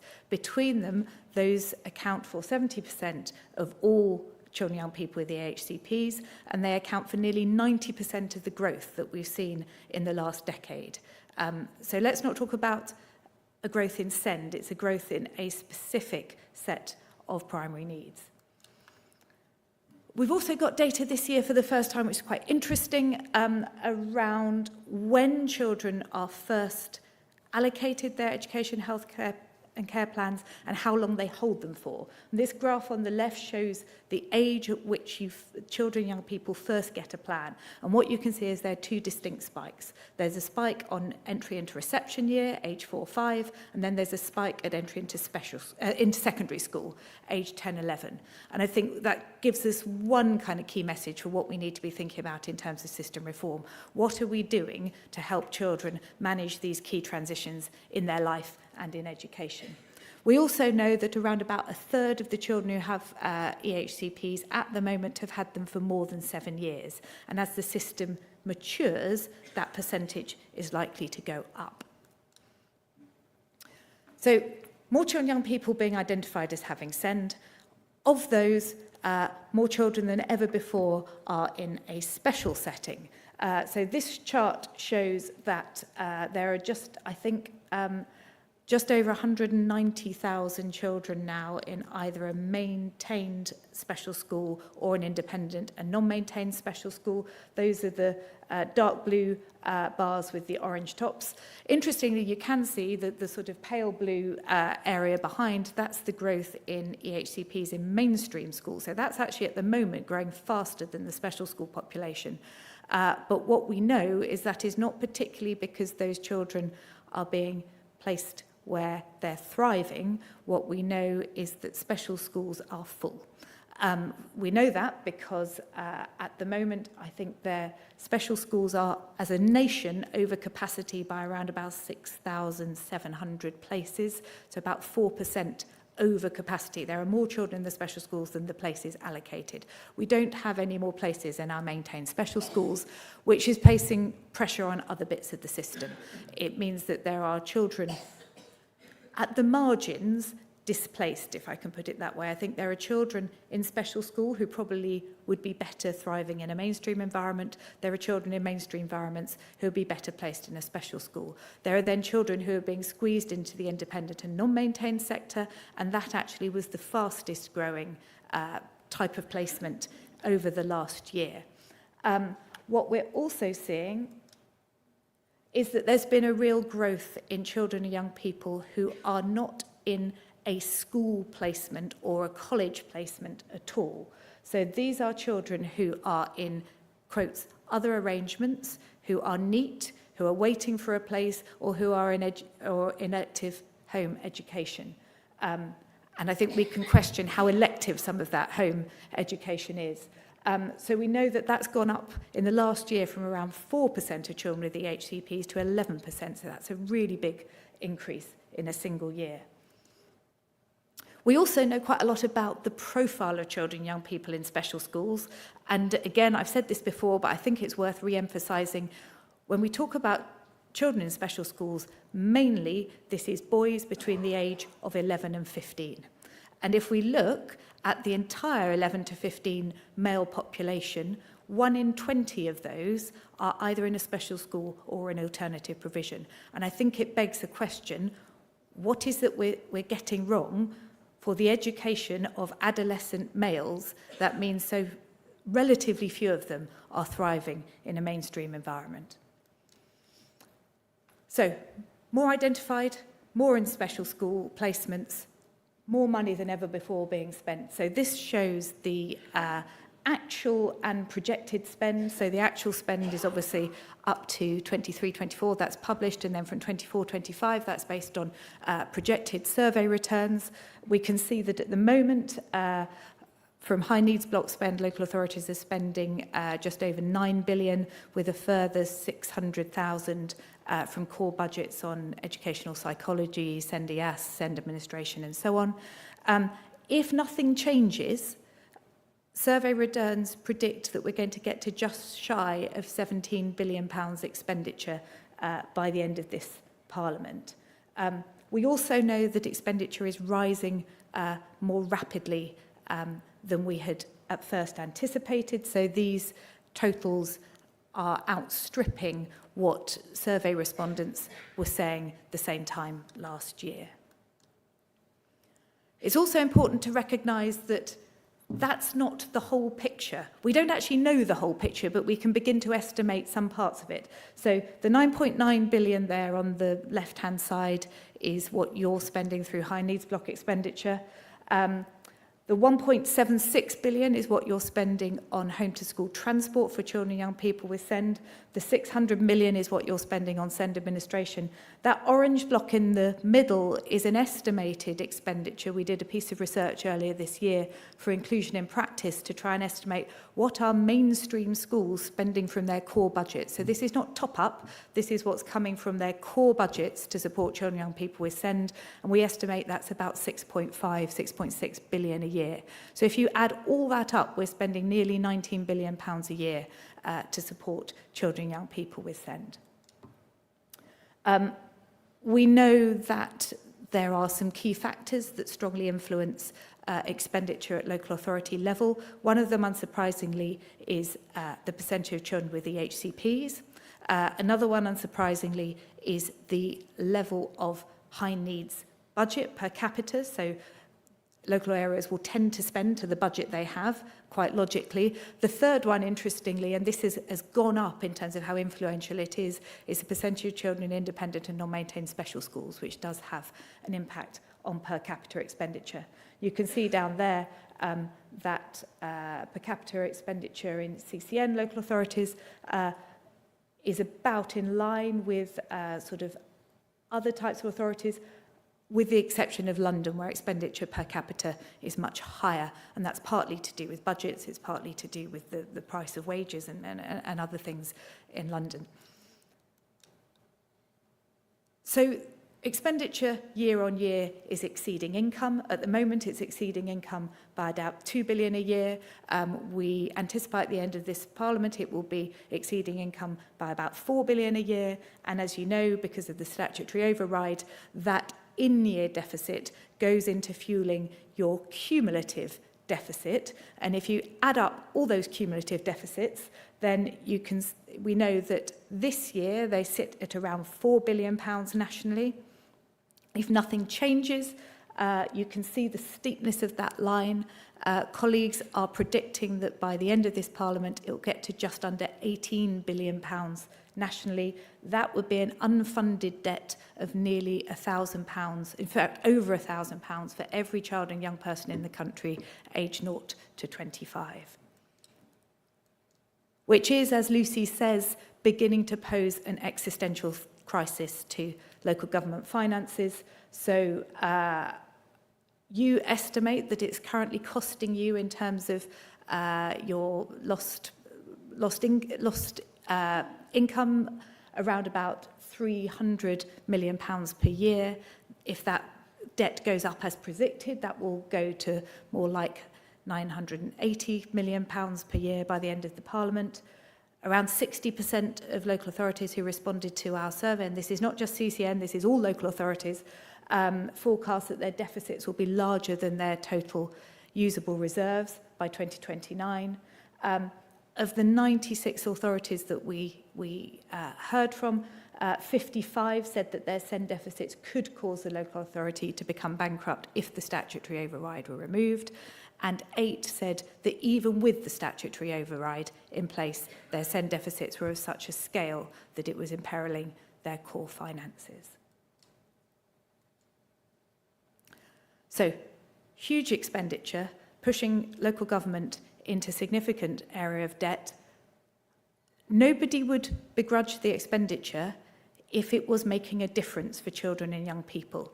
But if you look at the published outcomes on Key Stage 2 and Key Stage 4, outcomes for children and young people with EHCPs have barely changed in the last decade. For Key Stage 2 percentage achieving the expected level at the end of primary school, they've hovered between 7 and 9% in 2015-16. Similarly, at secondary, achieving attainment 8 have hovered at around 14% for the last decade. And in some cases, outcomes have even got worse. So if you look at the chart on the left, this is the cohort of young people who turned. So these are two cohorts of young people. The dark blue line are those who turned 19 in 2015-16. So they were age 16 4 years before that and so on. What you can see is that by age 19, 36% of those were achieving level 2 at 19. So this is a really important springboard for future employment. For the cohort who've just turned 19 with the HCPs, only 29.8%. So actually, the cohort of young people who completed their career before the SEND reforms came in were doing better age 19 than those young people who've completed their education career with the SEND reforms in place. We also know that the system is increasingly contested, that parents and families are not happy with the support that children and young people are receiving, and we can see in the last year alone, appeals to the SEND Tribunal have gone up by 55%. So outcomes are getting worse, satisfaction is getting worse, and yet we're spending more than we ever did before, which must be a clear case for reform. We've had a lot of discussion about what reform looks like, and I think there is a growing consensus that a stronger mainstream inclusion offer has to be part of the way forward, being able to meet more children's needs closer to their home, in their local school, with their peers. Feels like there is a growing consensus around that. I think there is a less consensual position around the need for statutory reform, but this is something that we have argued for quite strongly and will continue to do so. This slide is a diagrammatic representation, if you like, of the risk of leaving EHCPs as they are. So the fuzzy blue line, the fuzzy pale blue line, is the actual number of EHCPs as that has changed over the last decade. And then the orange line and the dark blue line are not based on actual numbers, they're a visual representation of what we believe is happening in the system. And what you can see is at time zero, back when the SEND reforms were introduced, there was a clear difference, the orange line and the blue line, between the amount of support that you would get if you had an EHCP and the amount of support that you would get if you didn't. And that, coupled with a weak statutory threshold for what you need to demonstrate in order to get an EHCP, was a big incentive at point one for anybody who was working with a child and young person, be that a parent or a school or an educational psychologist or someone in the health sector, to advocate for that child to get an EHCP, because it moves them up from the dark blue line to the orange line in terms of the amount of support they get. That then means that you get a further divergence in the two lines in terms of the amount of support, because once you have an EHCP, you get more money, you get more access to support, and that grows, and that leaves less in the pot, if you like, for those who don't have an EHCP. So it creates a multiplier effect. The less more money, available resource there is in SEND support, the more incentive there is for anyone who's working with a child and young person to bump them over the line. Funding is allocated through individual plans, so more of that available resource at point 3 goes to those with the HCPs, which again makes the difference greater and is another multiplier effect. As the number of children with the HCP grows, it then takes up more of the available specialist resource. So then you get another incentive to try and get an EHCP. And so the system grows until we get to where we are at point 9, and I think this is where we are now, where the growth in the HCPs outstrips the support available, so that for every incremental new plan there is, the totality of resource is getting stretched thinner and thinner, which is why then we have parents saying, well, we got an EHCP, but it's not made any difference. And then you get the system actually, I think, beginning to grind to a halt. So we're saying in terms of what you need to do to move forward is there need to be 2 pillars of reform. Yes, we need to build that inclusive mainstream education offer with better preparation for adulthood. So what is it that our children and young people need to enable them to thrive in the workplace and in life? But secondly, we also need to focus on the statutory framework and legislative reform. And we've tried to condense these into 8 proposals. You can read more about them in our original research and in the research that was published on Friday. But there are 2 proposals at the start about reframing the national system. Actually, I think it would be really helpful to just have a stronger statement of what do we want to achieve through our education system for children and young people with EHCPs, for children and young people with SEND, and for a whole range of additional needs. And I think the government is moving towards that. I think what they've been saying recently about fairness, about equity, about local schools and about inclusion is a move in the right direction. We think there needs to be a new national framework because some of this, I think, needs to be mandated nationally. I think there has been real inconsistency between local areas, and that's some of what families find frustrating because there's a different threshold wherever you go, and I think some of this needs to be mandated nationally. We then talk about three broad areas of reform for thinking about an inclusive system and the statutory framework that would need to go around that. So yes, it's about putting that support around mainstream schools that would enable them to meet a broader range of predictable and common needs. It's about reforming the funding so that instead of individually hypothecated funding, we're funding cohorts of children, which gives schools then the creativity to use that funding in the way that works best. In terms of the statutory framework, I think we need to think carefully about what would enable a much more inclusive system of allocating places, ensuring equity between children, ensuring that we protect the right to support, but not necessarily the right to a particular place in a particular school. And then I think we need to align responsibilities and strengthen the focus on preparation for adulthood, really thinking in a maximalist, not a minimalist way about what children and young people with additional needs will require to thrive as adults in an environment which is, in the end, a mainstream world, if I can put it that way. And then finally, we've advocated putting in place those system-wide underpinning conditions, so much stronger local partnerships based on a statutory basis, which brings those statutory partners to the table. We hear a lot that local government often say, we're left holding the can, we don't have the support of our other partners, and I think that needs to change. We think there is a new, different role for the independent sector, a more strategic role, and creating a system-wide workforce strategy, because the workforce is struggling in all aspects of this work, and we need to think about it as a whole. Let me stop there and hand over to Luke, and then I think we'll have some time for questions. But thank you very much.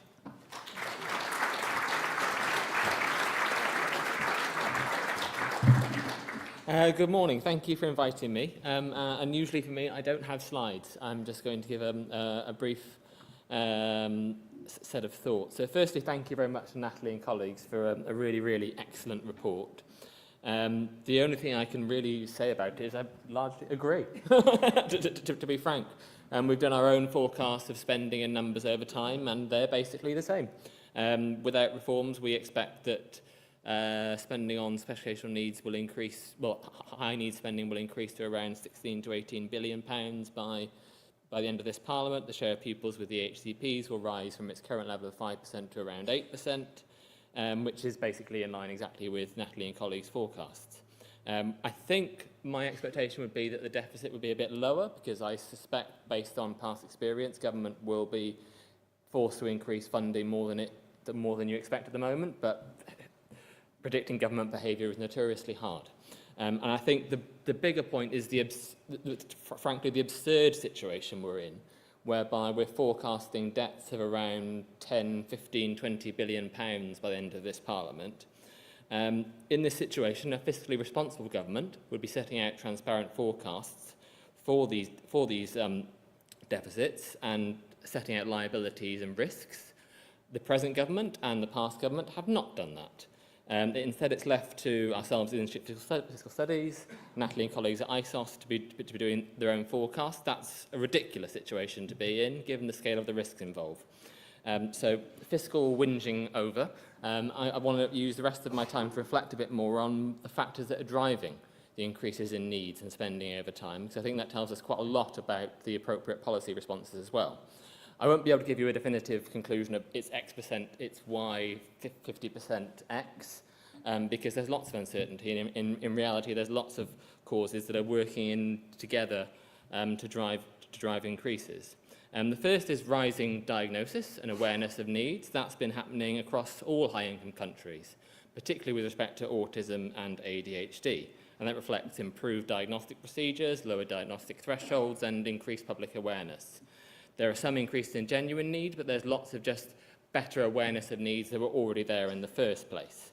However, the increases in need in England are probably faster than anything we've seen in all other countries. There's also a really important nerdy point about the difference between a diagnosis and a need, because with EHCPs, there doesn't need to be a formal diagnosis in place. It's more a reflection of the needs that children have, and that leaves some uncertainty about the diagnosis of what the true difference in need is. Also, we have this big increase in speech, language and communication needs, which seems to be quite particular to England. The second factor, and much more difficult one to talk about, is the role of the home environment. No one wants to get into parent blaming, and I certainly don't want to do that. But we also can't assume that needs appear out of nowhere, and the data also speaks to itself. About 9% of children who are eligible for free school meals are on an EHCP. That's about 3 times more than children who aren't eligible for free school meals, and those differences are stable over time. There seems to be a role for deprivation in shaping special educational needs. If we then dig even deeper and look at differences by ethnicity amongst those who are eligible for free school meals, we see amongst those who are eligible for free school meals, about 10% from white British backgrounds, black Caribbean backgrounds and traveller backgrounds have an EHCP. That compares with around 4% of pupils from Indian and Pakistani backgrounds. Now, there's a lot of room there for differences in cultural norms and awareness of types of need, but it's also worth noting that those differences are entirely correlated with overall differences in educational attainment across the system as well. So I think the important point is not that it's all parents' fault or anything like that, but we can't ignore what happens before school either, particularly given that most of the needs identified when children are age 4, age 5, such that we need to look earlier in the system. We need to be looking at measures of school readiness and how those are being improved over time, but also things like the ages and stages questions that health visitors do to try and improve and understand child development early on.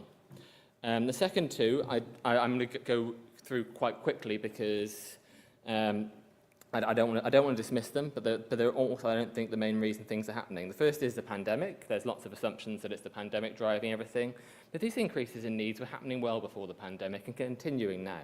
So there's probably a role for the pandemic, but I don't think it's explaining why we're continuing to see increases in needs. The second is the curriculum. That's probably more formalised, inflexible, and less enrichment happening, and I can certainly understand the explanation and maybe part of the explanation for why there are more children with special educational needs. But again, I don't think that's really going to explain why it's continuing to increase over time. And I find it quite hard to believe that there are 5 to 10% of children who are just not ready for formal schooling at age 4 to age 5. The next issue is the role of overdiagnosis, which has become a very popular conclusion and explanation. I think actually the point on overdiagnosis is more subtle than is often talked about. And it's about because I think the increased identification gives you more information on children's needs. And that can be a good thing in a system. It's how you respond to that information that really is the really important issue. And the way the system works at the moment is it responds by all or nothing.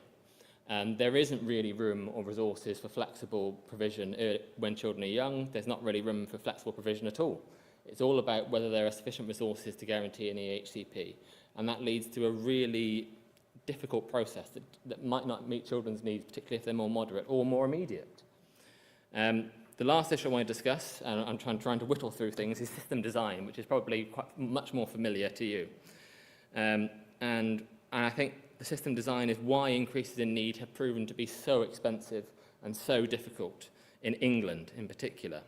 We have the notional SEN budget, which is meant to pay for, it was expected to pay for lower level needs or the initial costs of high needs.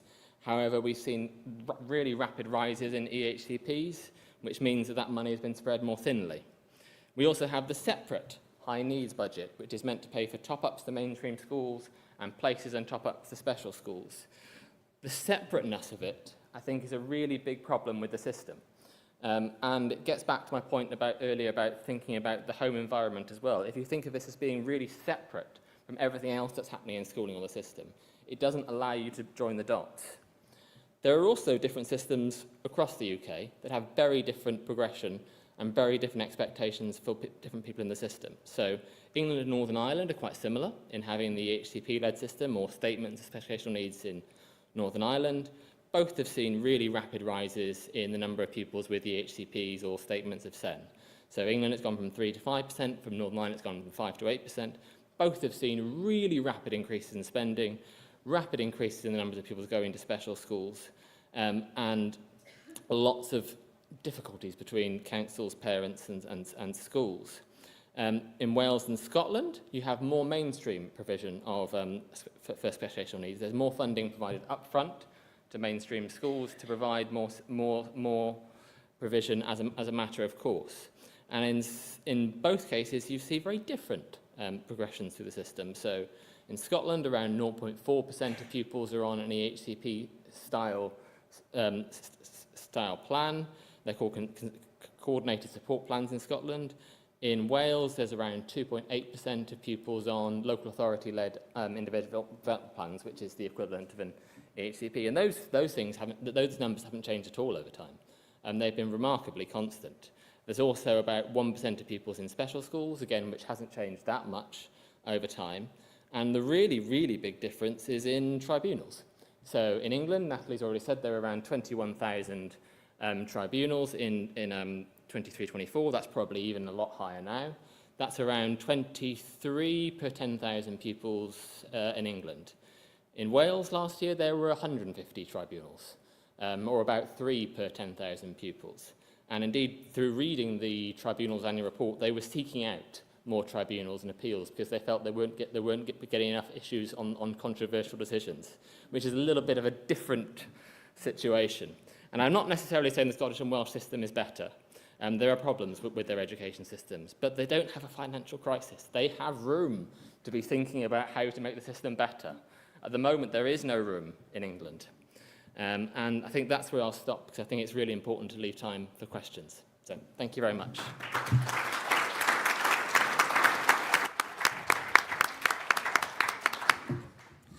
Thank you so much, Natalie and Luke. Really impressive presentations and, yes, just so much work to do. There's a lady at the front here in a red dress. If we could get the microphone to her first, and then to the lady in the grey cardigan, also near the front. And I will also look for some people at the back. Hello, Caroline Clapper, Hertfordshire County Council. Thank you very much. Really interesting presentation.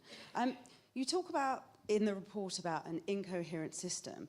I was just wondering, with the number of agencies that need to be involved with EHCPs, is there any way that we can look at streamlining the process or streamlining actually the number of agencies to make it easier for both local authorities and for parents? Thank you. You're happy to take the second question at the same time. So if we have your question, and then I'll, if people could then put their hands up, I'll point to the other two, the next two for microphones. Thank you. Thank you. I'm Liz Brighouse and I serve on Oxfordshire County Council, something I've done since 1981, and have been involved in issues around special educational needs since 1978. So it's been a very interesting journey seeing where we are now. Could I just ask a couple of questions? The Mary Warnock report formed the basis of the 1981 Education Act. When the 2014 Children Education Act came into being, there was no such work done on what might work and what the implications might be for that work. And I wondered if you might say something about that 2014 Act and where we are now in relation to it.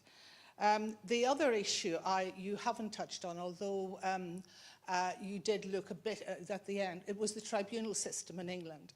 And have you got any data, one, on the amount of money that those tribunals cost in relation to local government expenditure? Because, of course, the tribunals are able to direct local authorities in the provision that children and young people receive. And have we got any data in relation to those children who go through those tribunals and get that money spent on them, and the outcomes in relation to those particular children? Because I do find it extraordinary that we spend large amounts of public money, on taxpayers' money, on some children where actually their outcomes are worse because of that expenditure. Thank you. Thank you. After you. Okay. First one probably for you. Okay, thanks. Two really good questions.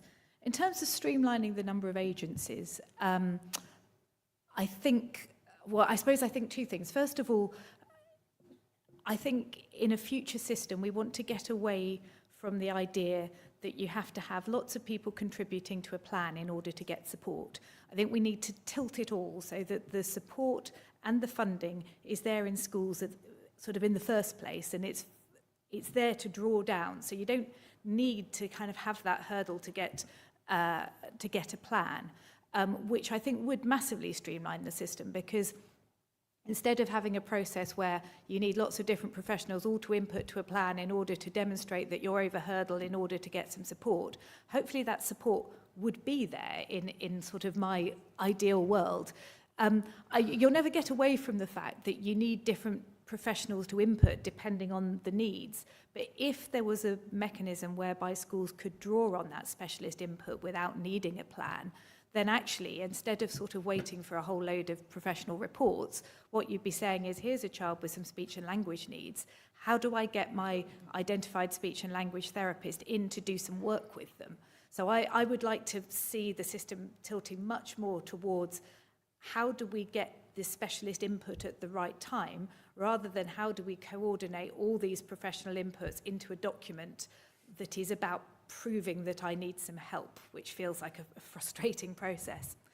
In terms of the second one, I don't think I can help very much. I'm really sorry. So I think the 2014 Education Act came from a really strong belief that there needed to be a way to listen better to the voices of parents and the voices of young people in decisions that are made about them.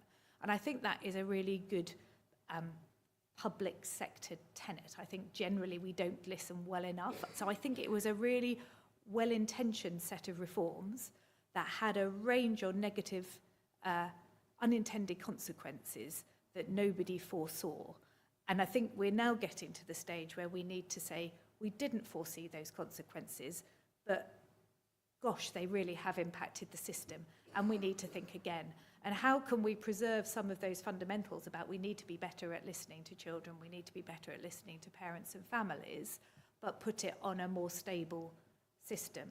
In terms of the tribunal, it has been, maybe Luke's got some better data. Well, do you do that one? Because one of my great frustrations is there's nothing published about costs of tribunal. There's nothing published about outcomes of tribunal. So in a way, we have to estimate some of that. So I can't give you data, but I think, and I'm not aware of any data on the cost of tribunals, but I think it's probably higher than the cost of tribunals, if that makes sense, because I think one of the problems with the system is the cost of people's time.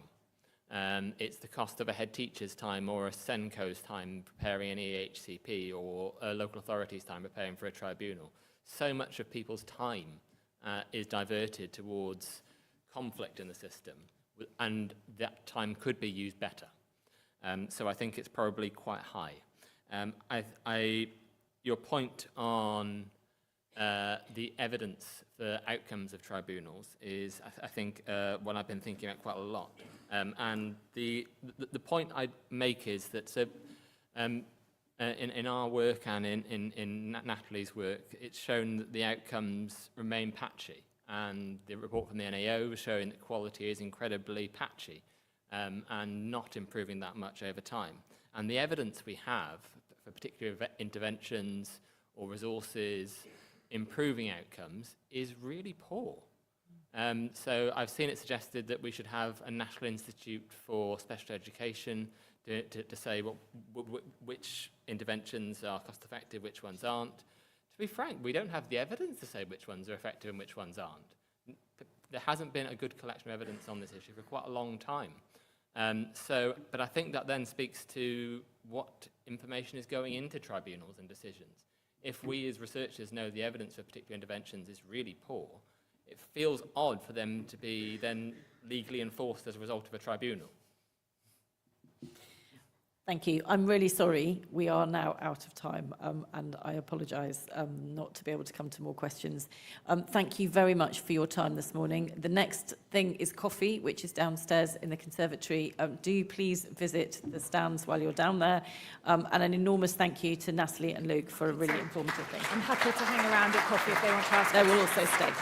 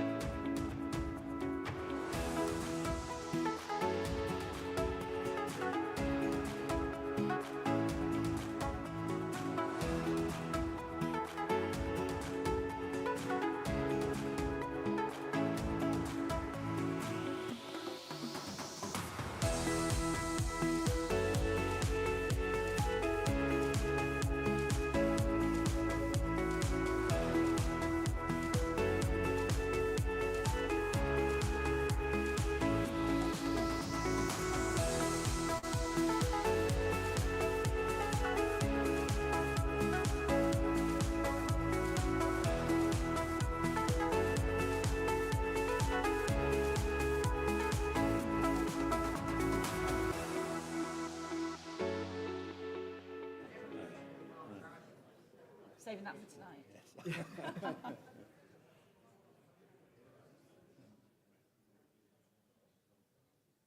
think we should start? Okay. I think we'll start. A few people, hopefully, a few more people will join us in due course. My name is David Hitchener. I'm from Herefordshire rather than Hertfordshire, in the Welsh borders, if you don't know that. Welcome to this session. We've had two fascinating talks, I think, lots of information and facts. This is a bit more, I think, a bit more touchy-feely. Corporate parenting is really a significant issue for us all, and this is partly what this relates to. And hopefully this is a particular area where we can do much more as councillors ourselves, rather than having things being done to us. So many services provided by county and unitary councils are under pressure, but more recently, children's services has become the single largest overspending issue, above even adult social care. It is important to note that this overspending is separate to the SEND issues, which we've just heard about. Record numbers of children in the care system so far this decade means demand for care placements is outstripping supply, which in turn is driving significant increases in cost. I think it's interesting to note that 83% of children's placements are provided by the private sector rather than by the local authority, and 25% of those places are in the northwest, which obviously is not a reflection of the population in the country. Pressures on local authority budgets have meant councils are spending less on early intervention than previous decades in order to meet their statutory demands of care, which has potentially contributed to a rise now in demand for care. The government's proposals for reforming children's social care lean heavily on the recommendations of the Independent Review of Children's Social Care and are designed to address both of these issues by refocusing services on prevention and early family support, as well as new regulatory powers to address market imbalances. However, so far the investment made falls far short of the 2.6 billion the review suggested would be necessary to achieve a real lasting change. CCN has published several reports on this topic, including The Way We Care, this time last year, which has been highly influential, particularly in the Education Select Committee's report from its inquiry into children's social care. Today, we're delighted to welcome the authors of that report from CCN partners Empower to lead this dedicated session about the way councils are beginning to adapt to some of these new national policy changes, working to improve children's social care and mitigate pressures currently being felt within the system. Dominic, I wonder whether you'd like to give us some background. Thank you. Thank you.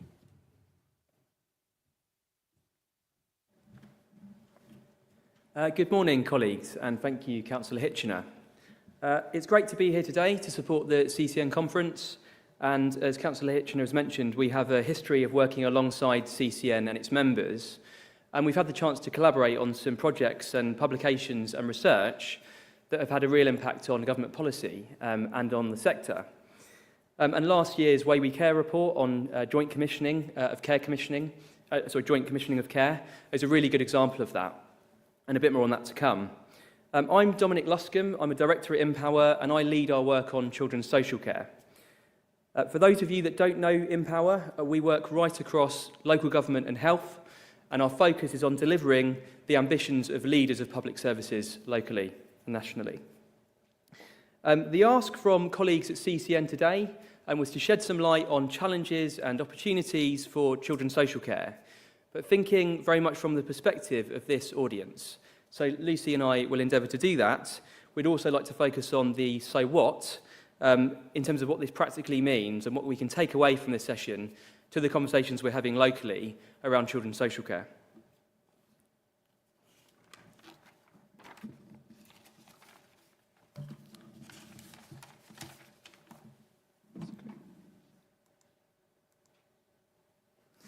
So I'd like to talk to three linked challenges in the first instance. So the financial context and pressures that local areas are experiencing, children's social care reform and the response to this, but also changes to the wider landscape outside of children's social care. So in terms of the financial context, stepping back, and looking at budgets and costs in recent years, we can see some interesting trends. So this is some analysis on the slide here from an article that we produced for the MJ. And what it shows us is the average gap between children's social care spend and budget going back to 2018. And what you can see is that the highlighted blue box is the average difference, and then you can see the lilac dots are the range across this. And so what we can see is that for 7 of the last 8 years, children's social care have overspent by more than 10%. And that's in the context of this being a challenge for the sector. So overall, we've gone from 0% overspend to 7 years ago to 7% overspend now. And so I think it's clear here that setting and delivering budgets within children's social care feels like a good example of the challenges that councils face in trying to set and deliver a shared ambition. And there's clearly a marked difference between the financial imperative and a DCS's view, or children's social care view, as to what is realistic or deliverable. And there's a question here around actually how DCSs are empowered with the levers to impact spending and to deliver in a realistic timeframe. I think this is clearly a corporate challenge. So my colleague makes the point that 1 or 2 years of overspend is perhaps a service responsibility, whereas 8 years of overspend is arguably a corporate one. And he is in here somewhere. I'll point him out so you can seek him out and give him a hard time at some point. So what is driving this? So we in our the Way We Care report that we produced with CCN last year, we drilled into this in a little bit more detail. And what we can see overall is that more children are coming into the care system, coming into care, and are staying in care for longer. At the same time, the growth of foster carers is flat, is relatively flat. So what that means is increasingly, children that are coming into the care system are being placed into residential care, into children's homes. That means overall that we've got a worse placement mix and a worsening placement mix. And we know that residential care is a lot more expensive than foster care. So on top of that, we've had an increase of 54% in unit costs for residential care. And so all of that is leading towards quite a stark picture. We've seen a rise of 70% in children's social care costs over the last 7 years, and we're expecting a further growth of 80% by 2930, as you can see on the graph on the left-hand side there.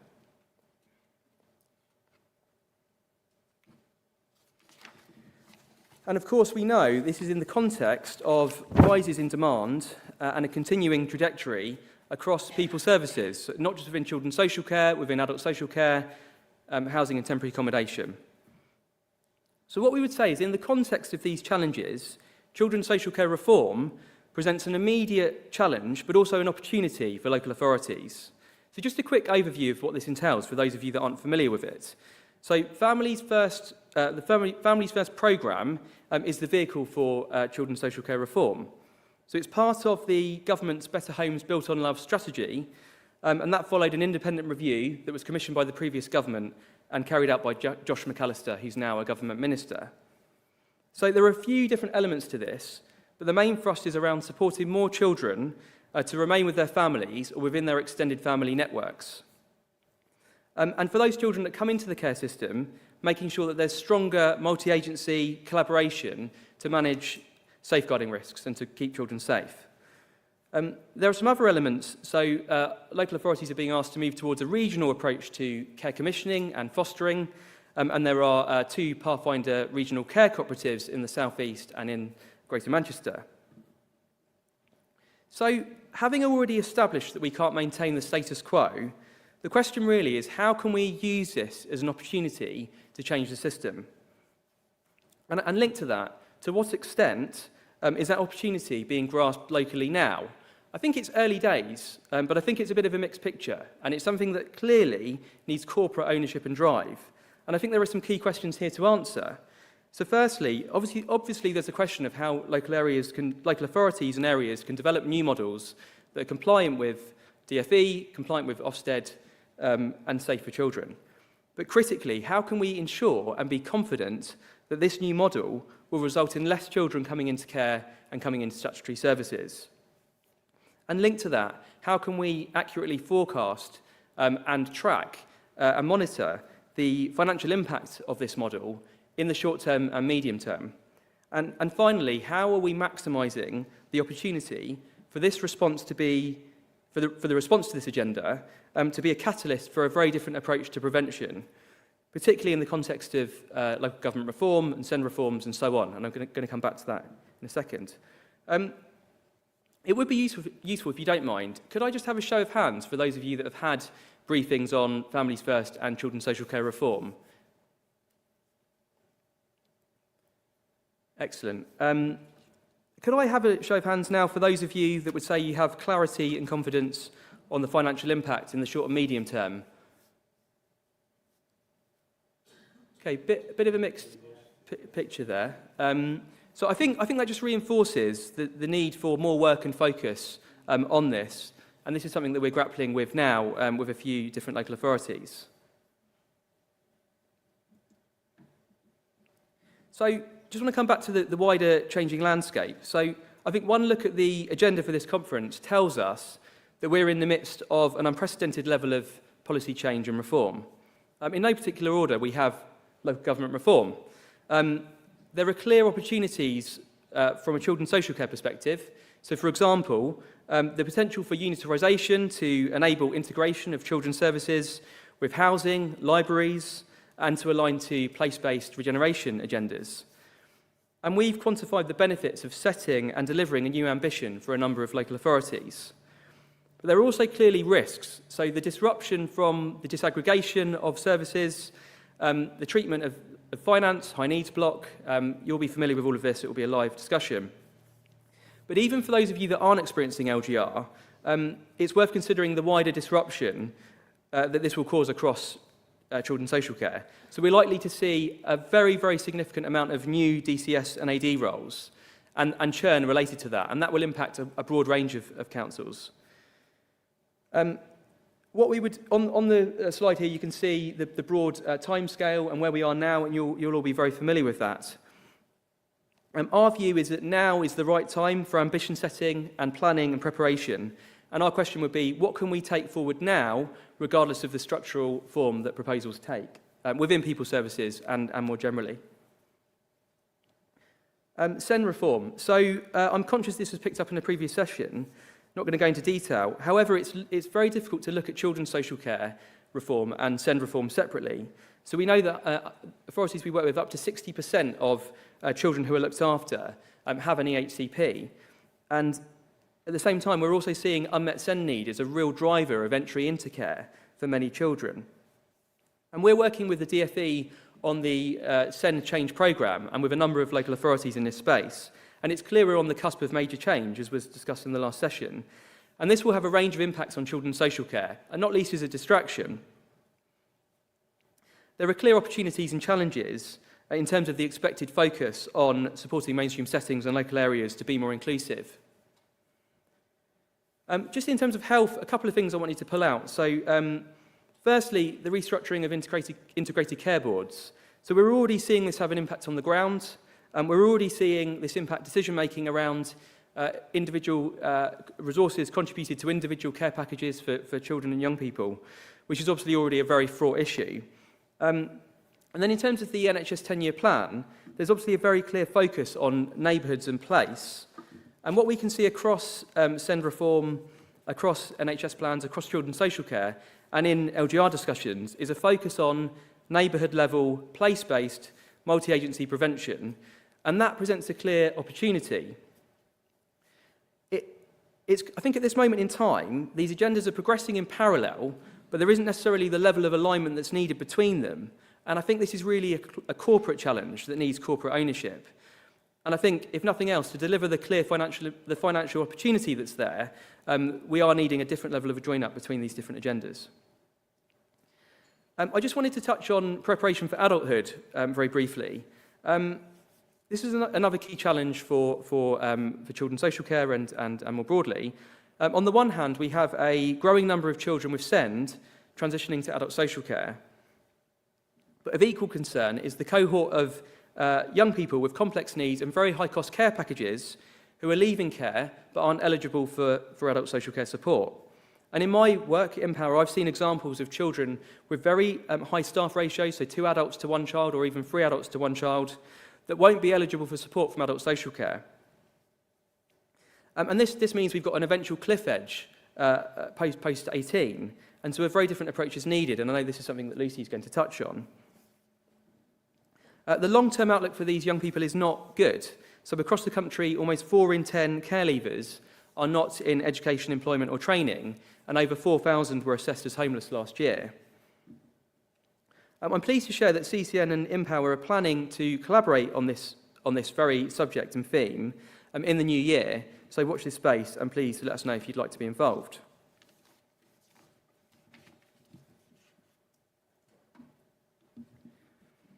So where does this leave us overall, and where are the opportunities?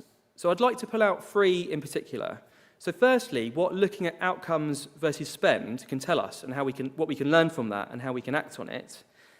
The second is for a very different approach to prevention, and the third is actually how we can manage the market differently with more sophistication and with more maturity. So looking at our analysis of spend versus outcomes on this slide here, again, this is something that we prepared for the MJ article I mentioned, we find something quite interesting. So the trend that we can see is that those areas that have seen smaller changes in spend have achieved better outcomes based on the indicators that form our Empower Index. So I think this provides some hope. What can we learn from these areas? How can we ensure that our approach to change and reform maximises the opportunity to reduce cost and improve outcomes? Prevention. So children's social care reform presents the opportunity to fundamentally change how we deliver prevention, not just for children and families, but across departments and partners. So our multi-agency case reviews that we've supported at Empower, across children's, across adults, across homelessness, have found that entry into statutory services could have been avoided for up to 50% of individuals with a different intervention earlier on. The trajectory of demand-led services, which as we've said is going continually upwards, means we need a different model. How can we use data and AI at a locality level to intervene earlier and get the right support to the right families and children before needs escalate, outside of the constraints of service silos? That's the key challenge, and that's something we're working with a number of authorities to respond to. Our prevention services tend to be attached to statutory services. What opportunity is there for a broader cross-departmental approach to place-based prevention with an overarching approach to investment and outcomes? And we're working with a number of local authorities, again, to explore that opportunity. So I think all of this means, if nothing else, that we need to be widening our focus beyond the current parameters of most families' first work and joining it up with the wider change initiatives that I've mentioned. So managing the market. So we've worked with a number of local areas to identify and deliver opportunities to manage the market differently. So through our value in care approach, for example, we've shown the opportunity to better connect needs and cost. And through this, we've identified young people who can go home with the right support, who can move from children's homes to foster families. We've identified care packages where costs don't reflect need and use that to drive conversations with providers about different arrangements and different approaches to rebalance that. We've taken a more strategic approach to identifying which providers we want to do more with, those we want to do less with, and who do we want to develop longer-term strategic partnerships with now and in the future. What you can see on the slide here is an example of one of the outputs of this work, where we've looked at needs and costs together. And what you can see, for the horizontal axis is the needs score for an individual child, and the vertical axis is the weekly placement cost. And what that shows us overall for this local authority is there isn't a strong correlation between needs and cost. But if we drill into that further, if you look in the top left quadrant, you can see a cohort of children that have below average needs, but above average costs. And that often has been where we've been able to identify opportunity to make changes to care and support that can improve outcomes and reduce cost. And a great example of that is our work with the Northants Children's Trust, which has achieved savings of over £10 million and changes to care and support for over 80 children and young people. And that was a case study that was featured in the report that Councillor Hitchin mentioned. We also have a similar approach to managing the market and providers for working age adults, and that's something that we've developed with Lincolnshire and Wiltshire and Nottinghamshire using the very same principles and approach, and that's called Valuing Good Lives. So it's clear that these are corporate challenges and require corporate ownership and support. And I think part of the consideration is how do we approach conversations between services and the corporate centre. And just for a momentary bit of fun, if you'll allow me, I'm interested in which, if any, of these images best reflect your own local conversations. Is it dueling poker players keeping their cards close to their chest? Is it a Dragon's Den-style pitch? Is it some form of interrogation, even? Or is it collaborators charting a course and helping each other to take on shared challenges? Right, joking aside, we've seen firsthand the benefits of seeing this as a shared challenge and working through what corporate levers can be pulled in support, thinking about commissioning, thinking about assets in relation to children's homes, in relation to locality-based prevention, thinking about data, digital and AI, and many more. We've just launched a complex transformation academy for senior leaders in local government, and this is exactly the sort of wicked issue that we'll look to address and tackle together. This is a 6-month programme that's focused on building capability in the sector to embrace complex change. And please do get in touch with my colleague Ebony and Jeremy. You can put your hands up, just so you know where they are, if you're interested in hearing more about that. So I have a few questions to leave you with before passing to Lucy that I would urge you to take back to your organisations. So firstly, how do we maximise the opportunity for children's social care reform to reduce demand for statutory services and associated cost? How can we use this to drive a different cross-departmental approach to prevention?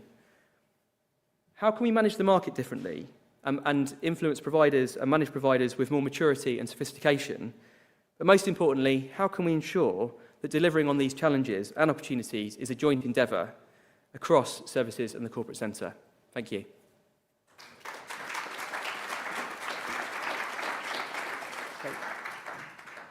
Thank you, Dominic. We'll go straight over to Lucy. Lucy was appointed Chief Executive of Wiltshire Council in August 2024, following a decade of leadership roles at that authority. She had previously been the DCS, Director of Children's Services, and her council was achieved an outstanding Ofsted rating, which I think would impress us all. Thank you. Lucy, over to you. Thank you very much. Didn't do that when I was practicing. Okay, so yeah, thank you for inviting me and great to be here. So just want to take what Dom has shared and present some ideas and some examples of what we've implemented in Wiltshire over what's a relatively lengthy period of time, I would say. Obviously, in terms of understanding the issues, as Dom lays it out. So clearly, rising demand and complexity, we are all seeing that. Everyone is seeing that, regardless. That's obviously creating pressure on all of our finances. And it makes it increasingly difficult to maintain good quality practice and to remain compliant. And of course, what that does is create a corporate risk. There's risk to council's reputation, public trust declines, issues in terms of recruitment and retention, you know, do workers want to come and work where you are, so that recruitment, retention, reliance on agency staff. And interventions, as has been described, particularly when we've got children in care, cost of placement is rising. So we just end up in this vicious circle. And what I will say is we cannot compromise on, you know, the outcomes for children. I mean, clearly they are our future, but in terms of managing the demand in adults, you have to get it right in children's, and you have to have a system approach in terms of addressing it. So here are some examples of the things that we've done in Wiltshire. So when the care review was first published, straight away we benchmarked ourselves against the recommendation in that report. And we could see that we were already quite a way along in terms of implementation. And we continue to do that as subsequent policy documents and Families First Partnership have come out, just to make sure that we are kind of remaining on track, and also considering and triangulating what we think we need to do in Wiltshire. So taking into consideration obviously the policies that are coming down from government, what our children think, so what's their experience of being a young person in Wiltshire, and really importantly what our staff think, because let's not make changes for change's sake. If things are working, let's kind of stick with it. So in terms of prevention, so back in 2017, we repurposed what was called an early help service. And what it really was a group of quite specific and specialist staff working within an umbrella service called early help. So, for example, we had education welfare officers, we had personal advisors working with young people who weren't in education, employment or training. And we didn't invest any more money, but we repurposed that early help service, and we brought the social work service and the early help service together and created a support and safeguarding service. And we created brand new roles called family key workers, who addressed from 0 to 18 holistically the needs of children and families, rather than that specific focus that other previous roles had. Well, I only get involved because I'm only interested in whether or not they're in college. Well, actually, you have to look at it all holistically. In terms of partnerships, needless to say, we have to work with our partners. We implemented our multi-agency safeguarding hub over 10 years ago in Wiltshire, and it took a lot of work to get that buy-in from partners, but they are all in the room, literally in the room. There are a couple of virtual partners, such as Army Welfare for us in Wiltshire, who aren't in the room, but we have very close links with. And then that evolved into our integrated front door, so that early help, as soon as a partner or a family needed support, that is all integrated. Our Safeguarding Vulnerable Peoples Partnership, been running about 5 years, so that's an umbrella of senior managers across the 3 statutory partners, and it looks at children, adults and community safety partnership. It's the whole system. So, for example, we have a case practice review group, and it covers all of that. So, children don't sit in isolation, do they? They have adults. Parents may have mental health needs. They may be known to adult social care, etc., etc. So it's about having that umbrella and that buy-in from all partners. And we also took local ownership. So post the Wood Review and prior to working together, stating it, we took ownership and we circulate the chair and responsibilities within the authority. So we used to have an independent chair, but the key partners now chair that on a rotational basis. In terms of evidence and data, we are very evidence and data driven. I talked about the support and safeguarding service. For example, we built in research from the start. So we worked with IPC, Oxford Brookes University, to ensure that very early on we could benchmark from where we started to the impact of our family key workers. And then they came back again after a couple of years, and there was some really, really positive feedback in that research. But in terms of outcomes for families, that was the main focus. We've got structures which we call our Performance and Outcomes Board, which involves elected members, so very open and transparent culture in terms of our performance. If we're not doing well, we need our members to know that. We need them to be able to support and equally challenge. And we need to do this together.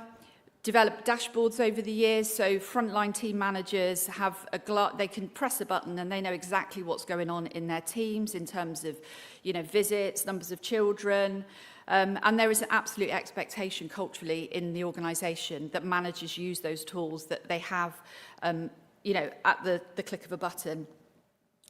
And also really understanding the data. So do you know why your children are coming into care? Do you know what the predominant needs are of your children in need in your authority? Because if you don't know the answers to that, you won't know what the solution is.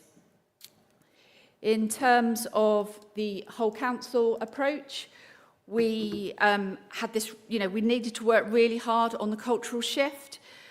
Children's services cannot deliver on its own. It needs to be across the whole council. So some of the examples of things that we've worked closely on with other departments, so our offer to care experienced young people in terms of council tax exemption, in terms of housing allocation, free gym membership. We've developed joint housing protocols in terms of young people who are at risk of homelessness.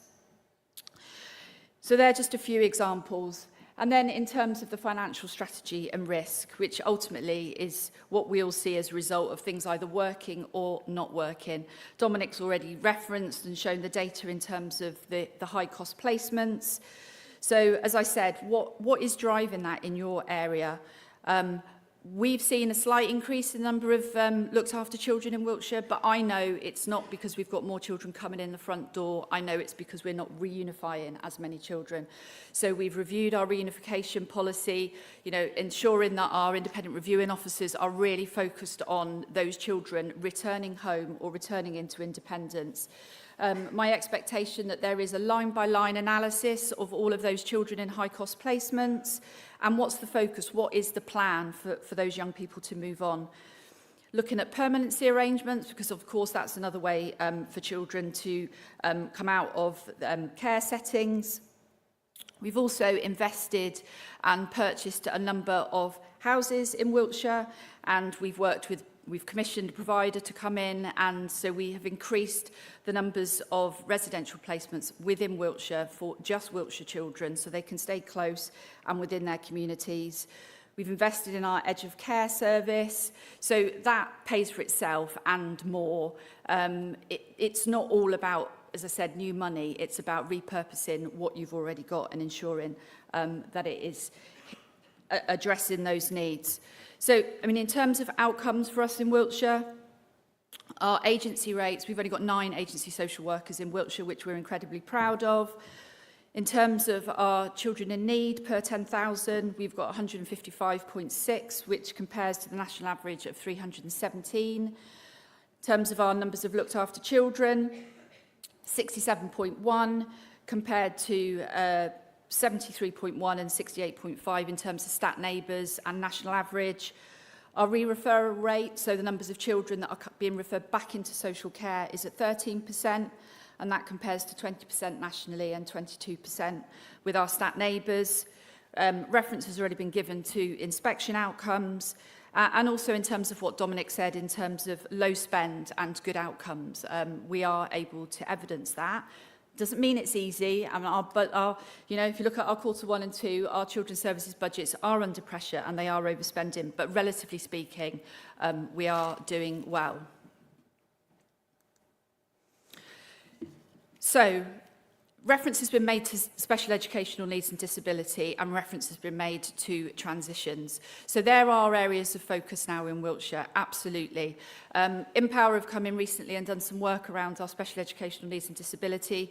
And as has been said, if we get the prevention right, and that prevention right in social care, ensure that we're focusing on those children, then we will see the benefits in terms of a reduction in EHCPs.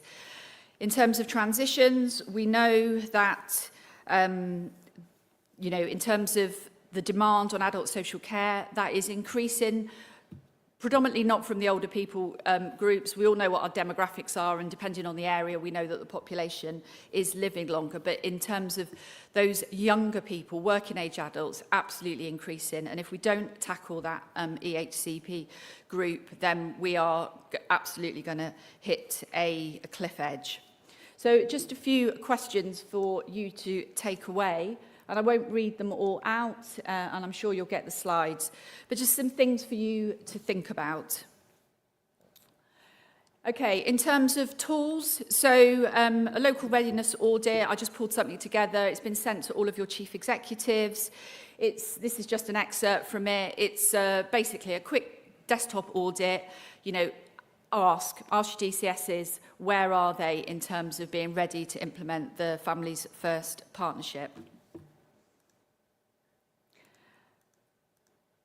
And then I would say, finally, in terms of what your must-haves are, and there's been reference to LGR, In 2009, Wiltshire became a unitary, and in 2012, Wiltshire got inadequate children's services. So you cannot afford to take your eye off children's services, and we all know how much it costs to get out of intervention.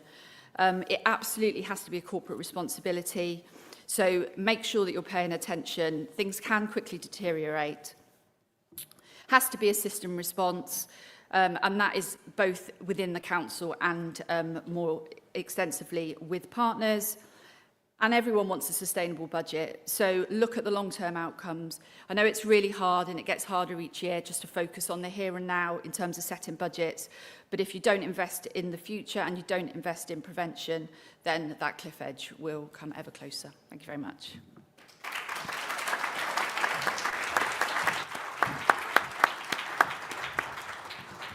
Thank you very much, Lucy. Some useful practical tips there. I hope we have 6 minutes for questions, so depends on how long the questions are. The gentleman there. Could we have a... Thank you. Andrew Parry from Dorset Council. The experience we had in Dorset between the promise and the reality of the increase in numbers of unaccompanied asylum-seeking children that we were obliged to take, on the promise that they would be fully funded by central government, and the reality in our budget was they weren't. Is that replicated in other local authorities, and has anybody found the magic answer of managing to make that money work?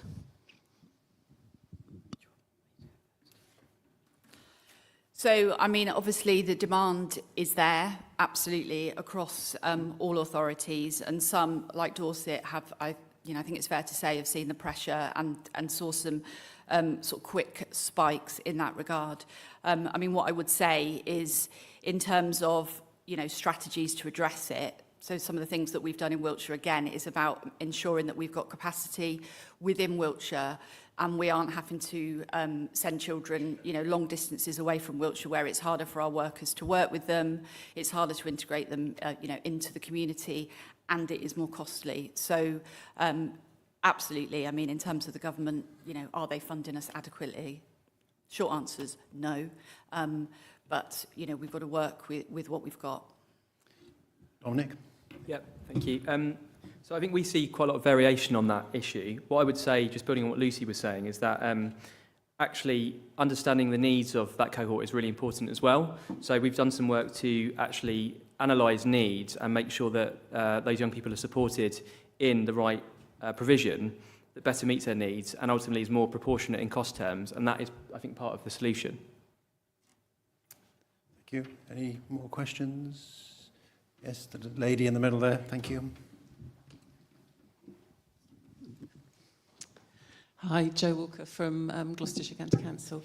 I was interested, Lucy, on any tips or tricks that you could give us in terms of unitarisation. So in Gloucestershire, we'll have 3 proposals going in, 2 of 2 unitaries, 1 of 1.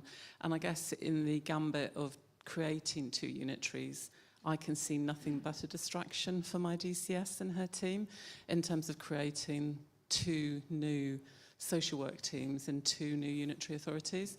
So against that reality, what advice or what tips could you give us from when Wiltshire went through that other than kind of watching the performance, etc., that we would be doing anyway? But I think it's really difficult is where I am in my head, and I'm not sure how we can avoid some of that challenge. Yeah, thanks, Jo. So I wasn't in Wiltshire when it went unitary. So it went unitary in 2009. I joined in 2014, but it was still a really, really challenging scenario. I mean, I guess it's easy for me to say, don't take your eye off the ball, and it's continuing to look after your staff. And I suppose, as with any kind of leadership change, that how much do those staff understand how it's really going to impact on them? So for Wiltshire, the social workers in 2008 were the same in 2010 because there was, only one county, and that didn't result in a split. So in terms of, systems, databases, that planning around budgets and who's going to get what resources, if you've got, things like children's homes, which authority gets it.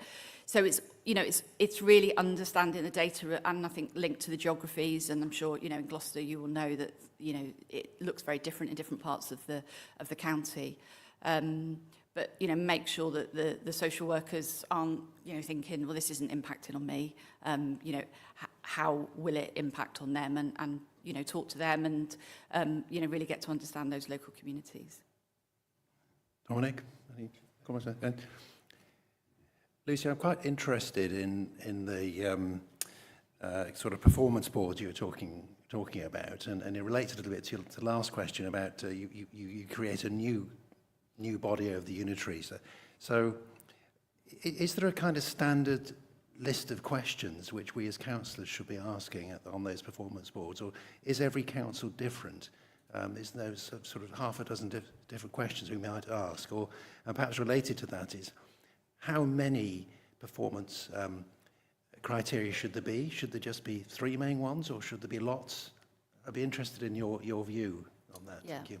Yeah, well, obviously there is an absolute huge amount of data available in children's services, and I think it's important that it is all looked at, but you can't trawl over it all of the time. So, you know, it's absolutely about exception reporting. So, you know, recognising, you know, the improvements and, you know, celebrating it, but obviously the focus in on those areas that are amber, turning red, and really getting underneath and trying to understand what that is. In terms of, you know, set of standard questions for councillors, I mean, I guess it depends what the key issues are in individual local authorities, but, you know, absolutely ask the silly question, you know, make sure that you get an answer that makes sense to you, because it's not actually rocket science, some of this. And as I said, it's all about that, you know, open, honest, transparent approach, really. So having councillors in the Performance Outcomes Board, there are no surprises, you know, and they are part of the solution and part of addressing, you know, addressing the challenges. So if there is investment required, they are, you know, they understand why, because they're in the room hearing the challenges. Mm-hmm. Okay, thank you. Dominic, I don't know whether you... No, I think in our experience, I'd agree with that. I think that the importance of having the right metrics, but also having the right discussions around performance, and then that translating into action. I think that we do a lot of work around trying to get in place the right conditions and approaches to manage performance, and those would be the 3 key principles. Well, thank you very much, Dominic, Lucy, for that session. Thank you.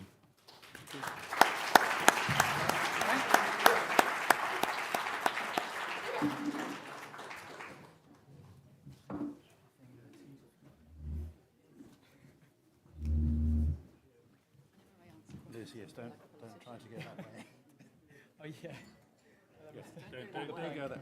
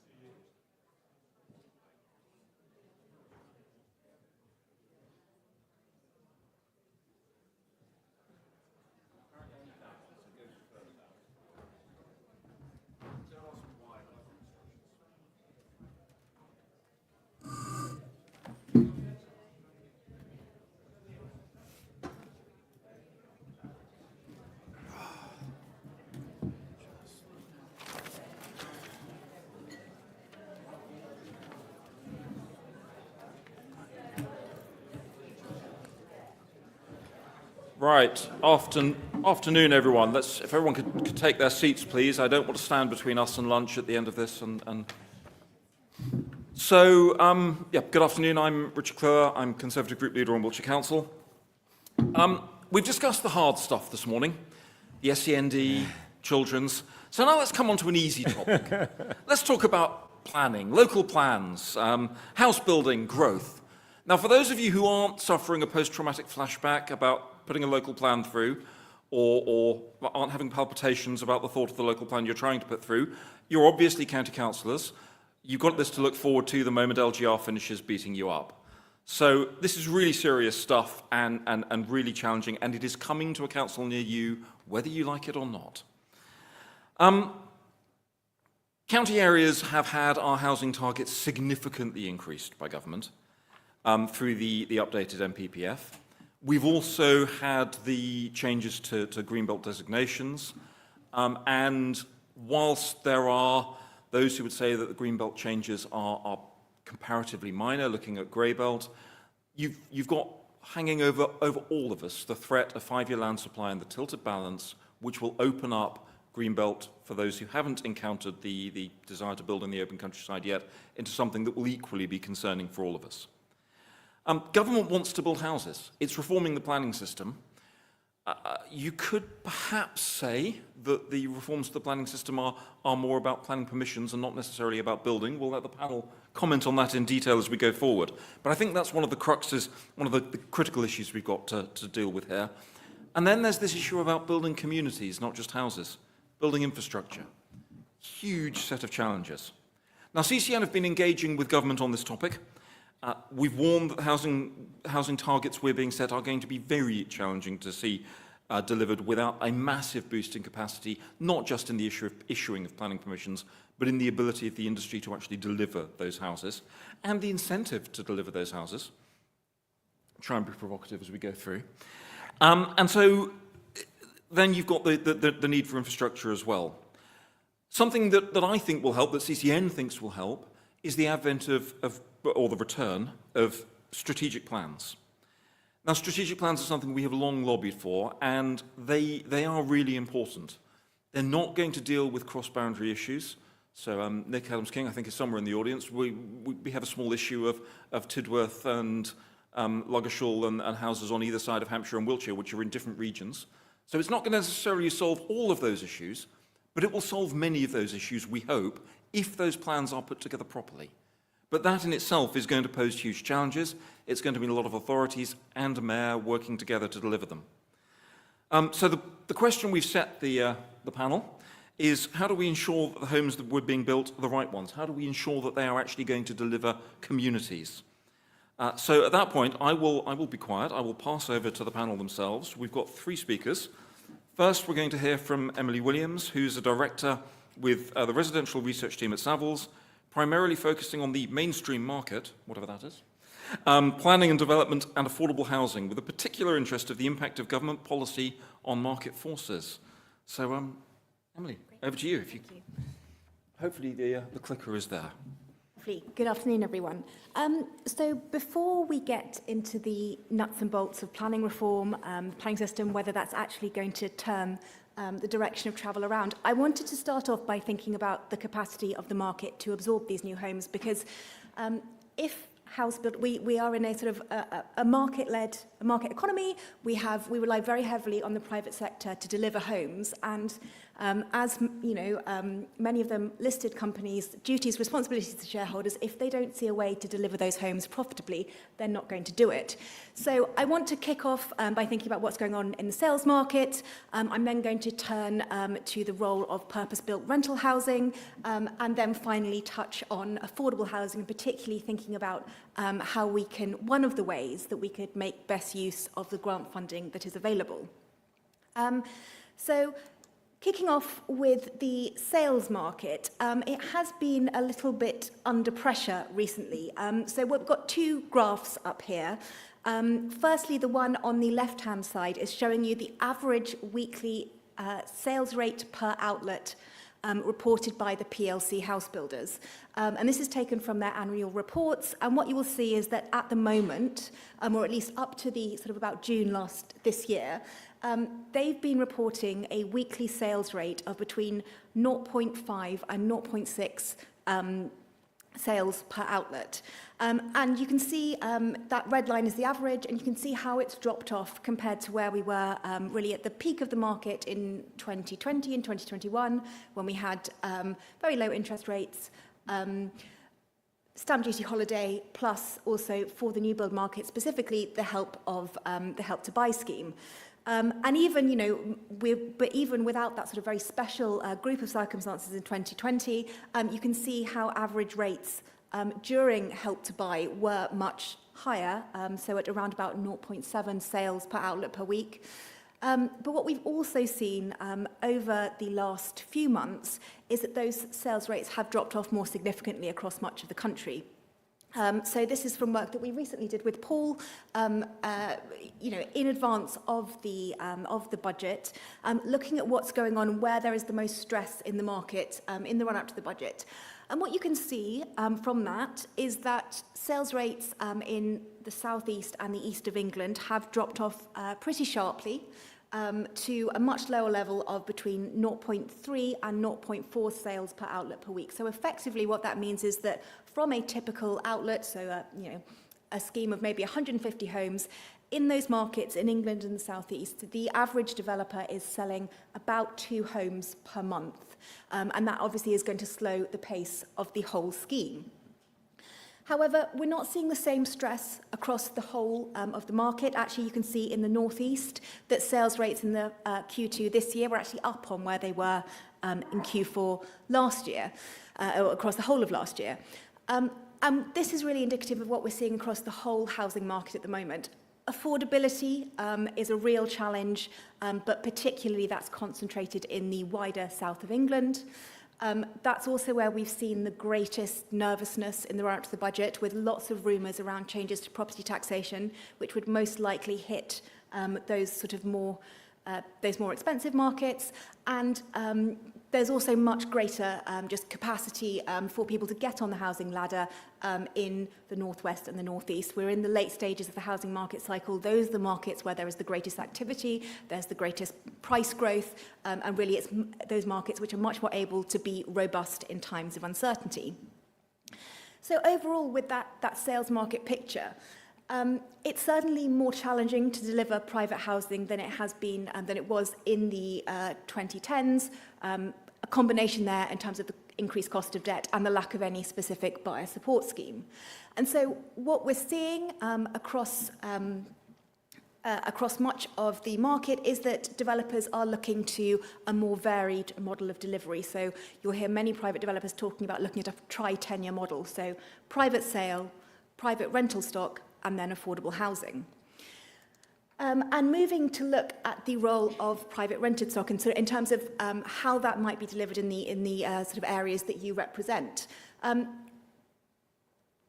What people call build to rent, so purpose-built rental stock, has really started to become a much bigger part of the development pipeline over the last 15 years or so. But at the initial phase of that development, it was very much concentrated on what is known as multifamily. So that's tending to be blocks of flats in urban locations, predominantly aimed at sort of young professionals, and really, that really took off in London and spread to some of the other major cities.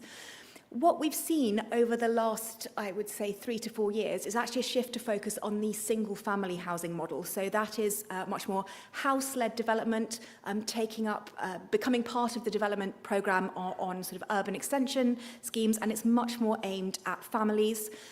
So people who are unlikely to be able to get on the housing ladder in the short term are also unlikely to be eligible for any form of, or be at the top of any affordable housing waiting lists, but are looking for stable, secure family housing where they know they will be able to put down roots and establish a family.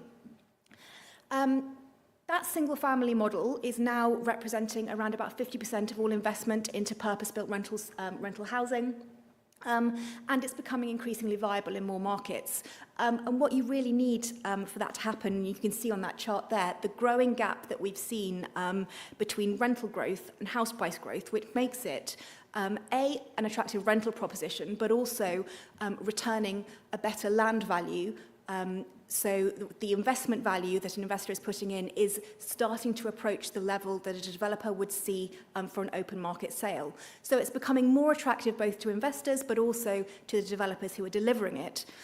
You can see how that's played out in different markets. So that real opening up of capacity, particularly across the east of England, those markets, sort of commuter markets around London, and that is a real change from where we were sort of 7 or 8 years ago, where it was really very much a product that only worked in the more affordable markets of the northwest. So that is, I think, encouraging in terms of opening up more capacity for the absorption of new homes. But from a planning perspective, and what we hear consistently from developers, what they say is often they find that planning departments don't really understand how this tenure can add to housing delivery, how it should be treated in terms of assessing where housing needs are, or indeed understood how it can accelerate the delivery of new homes. I've mentioned those sales rates. What we're hearing from many urban extensions who are including build to rent as part of their approach is that they'll see letting up rates of at least 1 per week. So actually that's more than doubling the rate of delivery, and it doesn't cannibalise the sales rate. It is a truly tapping into a different part of the market and means that some of those larger schemes can come forwards much more quickly. And then finally, just touching on grant funding, although keeping this light, as I know we've got other experts on the panel, we have had the announcement of the new Social and Affordable Homes Programme, bringing in more grant funding. But of course, the Section 106 route for delivering housing is also, affordable housing, also incredibly important. We have carried out some research, just to sort of prompt some questions and some discussion, looking at whether we think individual local authorities are meeting the delivery in terms of the requirements for affordable housing in their areas. So what we've done is looked at the total housing requirement, looked at the income distribution in each local authority, worked out the people who would fall into what we call an affordability gap. So we know the number of people who are in affordable housing. We know the income of the distribution of incomes required to access market housing, and we can work out how many people fall out of one of those two categories, which gives us our affordable housing need. Those areas in blue are those where we think they are delivering enough affordable housing every year to meet need. And that is, you can see, sort of particularly across that belt, across the Midlands, so sort of just below the Midlands, where actually private house building works very well. And so not only are we seeing high volumes of private homes, but it's also where it's viable to deliver large volumes of Section 106. But you can also see the areas, particularly those where we know that overall affordability is much more stretched, where there is a failure to deliver enough affordable housing, either there because if you look in the areas around London, because build costs are so challenging, particularly if you're looking at more brownfield schemes, or indeed areas where it is challenging from a viability perspective to deliver a high proportion of Section 106 homes. So that's more typically a challenge in much of the north of the country. But what we also think is that there is it's also important to think about how we use grant funding to fill that gap and what tenures, and particularly within the affordable housing sector, we should be focusing on. Because in some markets, the need is very much concentrated on social rent, and that is what the new Social and Affordable Homes Programme will be really prioritising. But in some markets, there are people within our affordability gap who could afford shared ownership or affordable rent, and those are the tenures that require less subsidy. So in terms of if we're just thinking about volume, increasing the number of affordable homes that are delivered through the Social and Affordable Homes Programme, actually in some markets, particularly in parts of the south of England, a focus on shared ownership will still meet a significant portion of the affordable need. So just to wrap up on our outlook for housing delivery, we have looked at the delivery over the last 20 years or so, and then tried to forecast our expectations for the number of homes that will be delivered in the next 5 years. Primarily, we start off those yellow bars looking at private sale. This is based on our assessment of the historic relationship between overall market transactions and new home sales. It's typically a 1 to 10 relationship. We expect private sales or transactional activity overall to pick up slightly over the next couple of years as mortgage rates come down. But you can see that it doesn't, that total private sale bar doesn't get back to the level of delivery that we were seeing when there was also the help of Help to Buy, so that represented by the orange bars. Then on top of that, we then have Section 106 delivery, effectively the sort of the multiplier from that, and very dependent on the level of private delivery. And our expectation around build to rent remains pretty steady, but with that continued shift towards shared ownership. And the question is, what can be done to increase demand? Well, I think planning reform will help. Whether it really comes in early enough to make a material difference to at least the first 3 years of this chart, I think is unlikely. Continued easing in the cost of debt, very important for that private sector activity, and also really encouraging around what has been announced in the Social and Affordable Homes programme, although just to note that the programme is quite backdated, and we aren't expecting it to have a significant impact in terms of the volumes of homes that will be delivered until the end of this forecast period, so around about 2029 or 2030. That's it from me. Over to the rest of the panel. Thank you very much, Emily. Well, so having just been shown that that's one government target that might be under strain, if we now move on to Paul Brocklehurst, who is chair of the Land Planning and Development Federation, has been since its foundation in 2018. Prior to that, he's chief exec of Catesby Estates, which he steered to become one of the leading land promoters in the country. Since that time, he's focused on the development of the Federation and its influence in policy formation. I gather keeps his hand in with some occasional dabbling still in the actual development market, but believes, well, I'm putting words in your mouth. Apparently, you believe passionately in the need for the country to boost housing delivery. So please, over to you, Paul.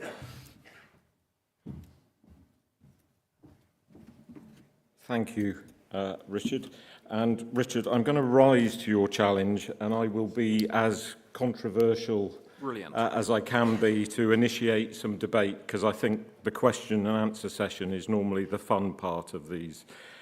So a couple of things. First of all, in considering the subject and the question posed, one of the first things I would say is, how do we define communities? Because I think a lot of the time what we do is we focus on existing settlements and the residents of those settlements, rather than actually thinking about the people who might actually like to be a resident of that settlement, but currently do not have a home of their own. And so for that reason, my challenge would be broaden the definition of community and view everything in that context.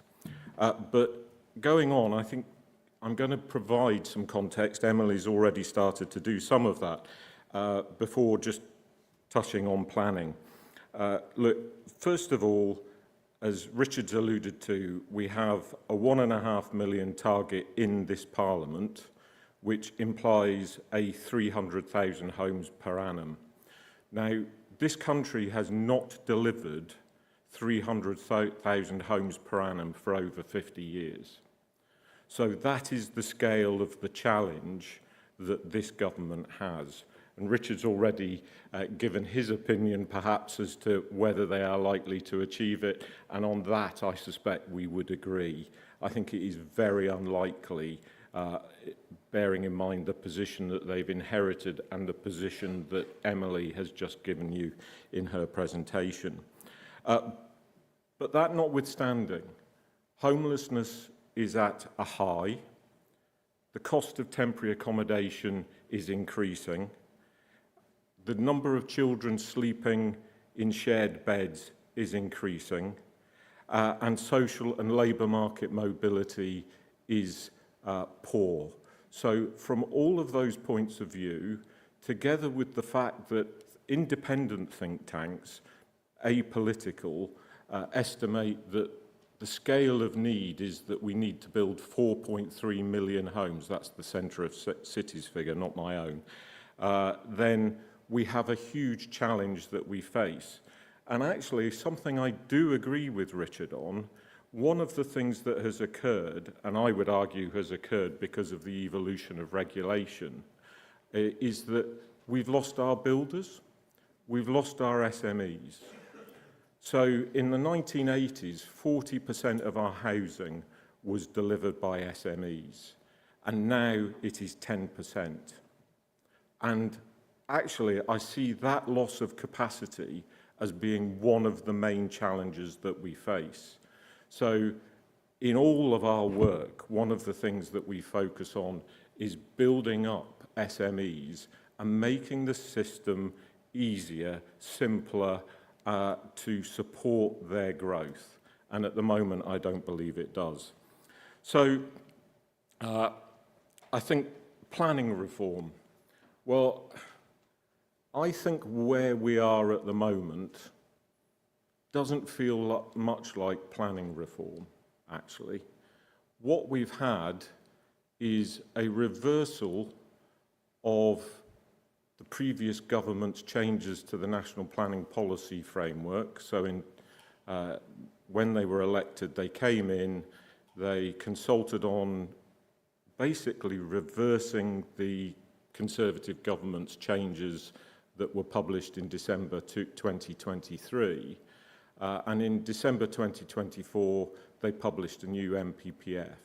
Now, again, as Richard's touched on, actually probably the biggest change within that document, in addition to the standard method numbers, was the grey belt definition, which in February 25 this year, they provided even more detail on through a change to the planning practice guidance. Now, I actually do see that as probably the biggest individual land use policy change in 50 years. That's how big that one policy was, and it was only a few paragraphs in the MPPF.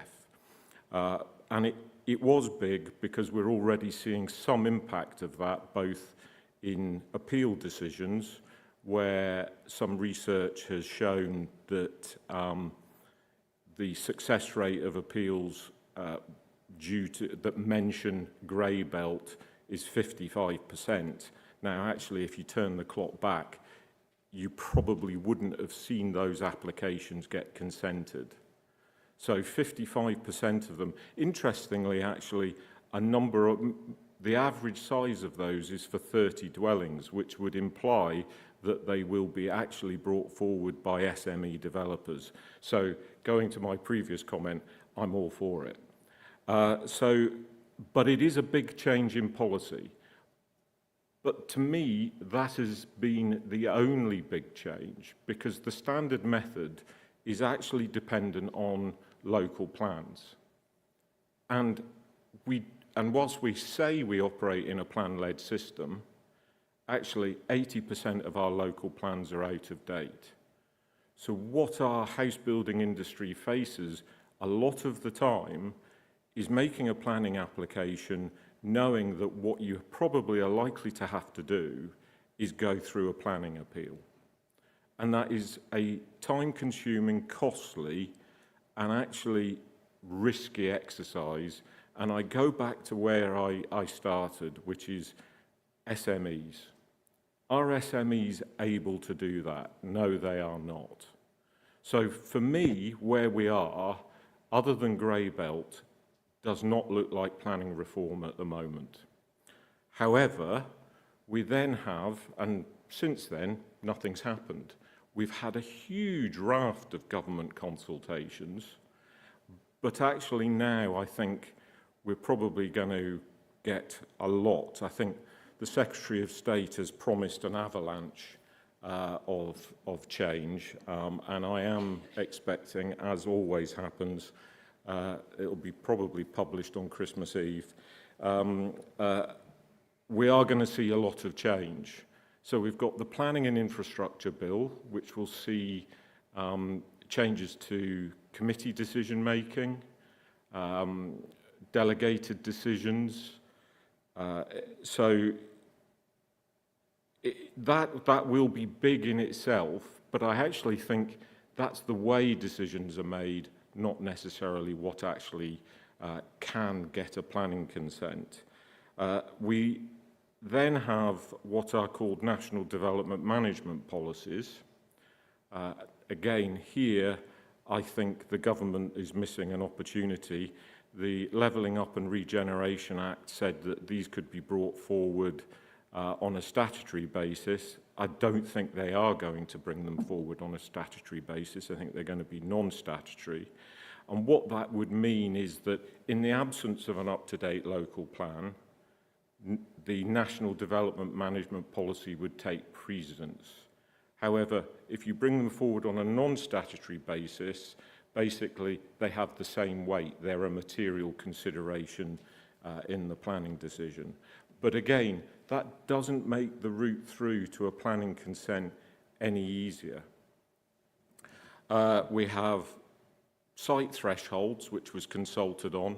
Again, vitally important because they're now looking at bringing in a definition of medium site threshold, which I think is vital for the medium part of that SME definition.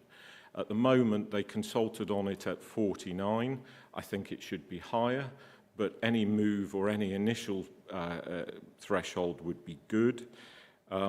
So expecting that, something on stat consultees, and we need some of the things on standardisation, so standardisation of validation checklists, standardisation of Section 106 agreements. I've always thought that they must be frustrating, or as frustrating for us, but they must be frustrating for councillors. I started my career, and actually when I went to a planning committee, I'd already agreed a Section 106 agreement. It was signed so that the councillors knew exactly what they were what they were going to get when they made their decision.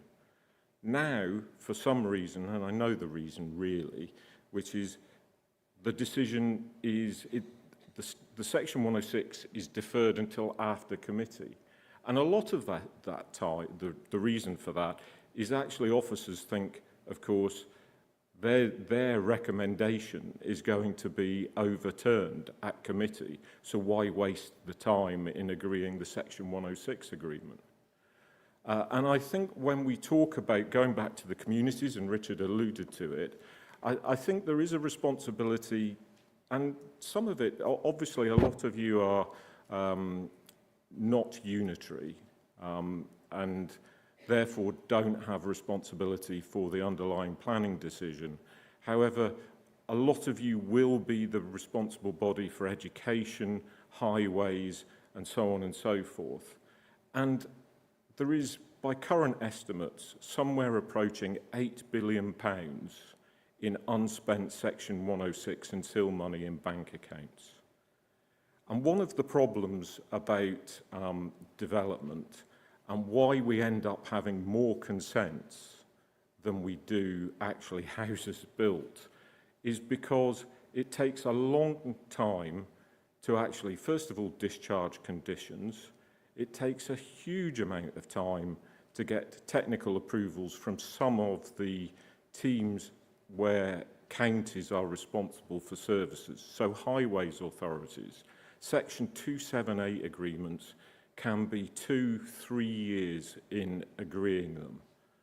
And that is why you get a consent knowing that actually it might take you a long time to get to the point of being able to implement it. So I think criticisms on sort of land banking should be viewed in that context. Because as Emily alluded to, we all want to make a profit. That is the reason why companies exist. We want to make money. So if there is something there that we can actually implement and we think we will be able to sell, we will. Part of the problem is we don't have enough people to implement and sell those sites, and I think on that we can probably agree. Just to finish, I think actually what we're looking at is an environment where I do believe that the communities that you represent, when we're doing public engagement, and Richard's right, I've got a few of my own sites that I bring through the planning system, and when we do public engagement on that, I actually do believe that the wider need point is fully understood. Now, I would say that I think often the comment back from existing residents when they're acknowledging the need is that it's for smaller properties that people can get onto the housing ladder, so 2- and 3-bedroom properties in their community.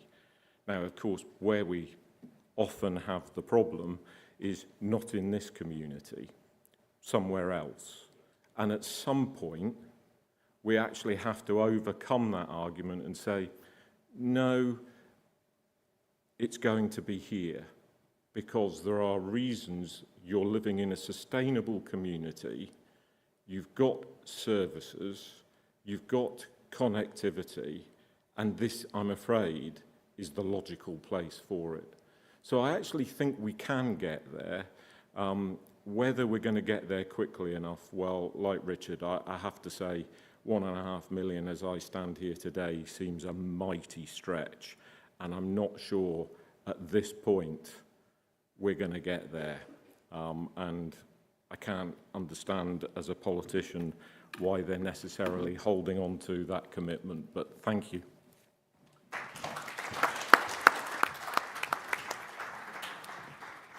Great, thank you, Paul. A really good point about SMEs. I absolutely agree. The planning system is gummed up beyond function. I just had a rebuild of a derelict house turned down because a BAT survey was 1 month out of date. What world are we living in?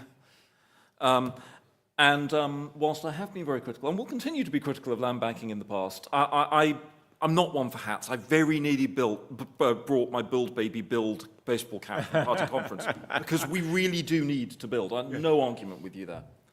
So touching on building. Rhys Moore is Executive Director at the National Housing Federation, responsible for external affairs, policy and communications. Rhys has worked in a range of campaigning and leadership roles in the social sector, and before joining the NHF was founding director of the Living Wage Foundation. So Rhys, you're going to tell us how to build. Thank you, and afternoon, everybody. Thank you very much for the invitation to join you this afternoon. Very nice to be here. I'm Rhys Moore. I'm Executive Director looking after policy and strategy at the National Housing Federation. And for those of you who might be less familiar with the NHF, we represent not-for-profit housing associations in England, about 500 members who collectively own and manage 2.7 million homes and providing homes for about 5 million families, most of those families on lower incomes. And the focus of the session is on delivery. So I've been asked to give a flavour of the mood and sentiment across our membership. We deliver the bulk of the country's new social and affordable housing. And just to give a sense of what our members hope to and have an ambition to deliver over the coming years. I thought I'd start maybe by going back a little bit, going back to last year, before the general election. I think it's fair to say that our membership went into that general election in a pretty fragile place in terms of their finances. And the main measure that we use in social housing associations in particular, to measure financial stability is interest cover. So in other words, our ability to cover our debts. And last year we went into the general election with the lowest levels of interest cover since we started measuring that. So a real sense of fragility, and I think you saw some of that reflected in, for instance, appetite to buy new Section 106 homes at that point. Hopefully, and I'll come on to this, we will see, in terms of the confidence levels increasing, we'll see some of that indigestion in the system, the Section 106 system being reversed. So last year, real sense of fragility. We went in to that election with some pretty big asks of the political parties on behalf of our members. The headline ask really was for more stability and long-termism in terms of policy. There had been, I think, quite a lot of chopping and changing in terms of housing policy. It's a bit of a joke in housing circles, but I think we saw more housing ministers, we had a higher level of churn in housing than any other area of policy. 16 housing ministers in 14 years. Some of them very, very good, but none of them hanging around long enough to get much done. So the big ask was for a long-term housing strategy, and then underneath that we had a set of asks, as you'd expect, a 10-year rent settlement, a 10-year grant programme, affordable homes programme, and greater stability in the policy space as well. So the big moving parts there being reforms to decent homes standard and MEES, minimum energy efficiency standards. So fast forward to spending review, we saw at spending review a pretty comprehensive package come forward. So the bulk of our asks were delivered at that point. So we now have much greater certainty. So a 10-year rent standard, index linked at CPI +1.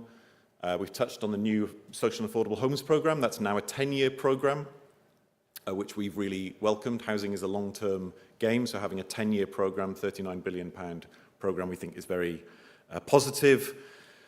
There have been some other things too. Full and equal access to building remediation funding is going to make a huge difference in some markets where covering the cost of building remediation has been a real drain on members' financial capacity.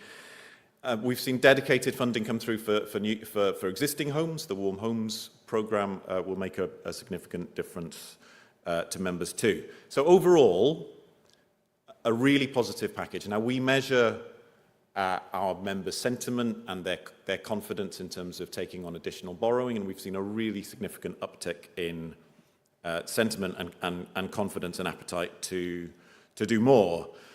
A few bits we're still waiting on, and we're hoping to see confirmation next week around what will happen on rent convergence, which is a fairly geeky bit of policy, but it's really, really important for all social landlords, in particular for councils with retained stock. So essentially making sure that people in similar homes pay similar rent levels and that no one is paying it below the rent standard. Hoping to see news on that next week and confirmation on decent homes too.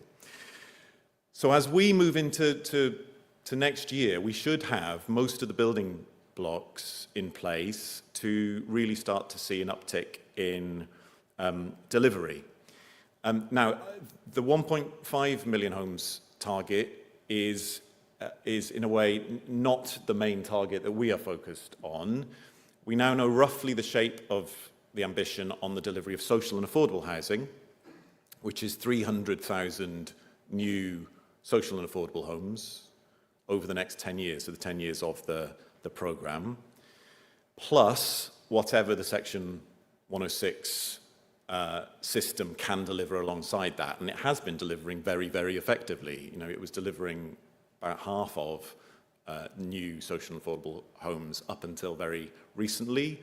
We hope with, as I say, with this return of confidence and some capacity into housing associations, we hope to see Section 106 delivery recover too. So 300,000 new social and affordable homes, and the bulk of those being social rented homes. Now, this is something that we have campaigned strongly for. We've heard from Paul and Emily, you know, tonight there are 165,000 children living in temporary accommodation. It is really important, we felt, that the new programme was, yes, balanced and mixed, but was weighted towards the most affordable form of rented homes, which is social rent. So I've painted a fairly positive picture there, which I've done intentionally because I think sentiment really matters in this space. We are starting, though, I think it's important to state, from this fragile position. Interest cover is still lower than it has ever been, but now there's a path to recovery there. Overcrowding in social housing, which I think this is underreported, overcrowding in social housing is at its highest levels in 30 years. And overcrowding is one of the main drivers of damp and mould in homes as well. So there is a real challenge around the existing stock of homes that we need to tackle. And there is unprecedented demand for social and affordable homes, which I think in reality, even with an uptick, we will struggle to meet. So we are going to have to continue to think about how we meet that unmet need in creative ways. I thought I'd close I was reflecting in preparing for today on the contrast really between the picture I've painted there around certainty and stability that certainly our members are experiencing, and the very high levels of uncertainty and change that our partners in local government continue to face. And our members really only can do their work where they have really solid, good, trusted partnerships with local government. I'll close just by pointing at some, I think, interesting innovation in that space in terms of partnerships between housing associations and new and emerging centres of governance. So somewhere like Greater Manchester, a really established partnership between local housing associations there and the metropolitan boroughs and the combined authority, doing really interesting things, tripartite agreement with local health service there as well, really established good cooperation and collaboration, and then new partnerships. I've just been speaking to colleagues in Yorkshire where there are now 4 housing partnerships in Yorkshire, housing associations working closely, again, with the emerging governance models there. If anyone in the room is interested in learning more about that, I'd be really happy to speak to you after the session, and there's information on our website too. But I'll close there. Thank you very much.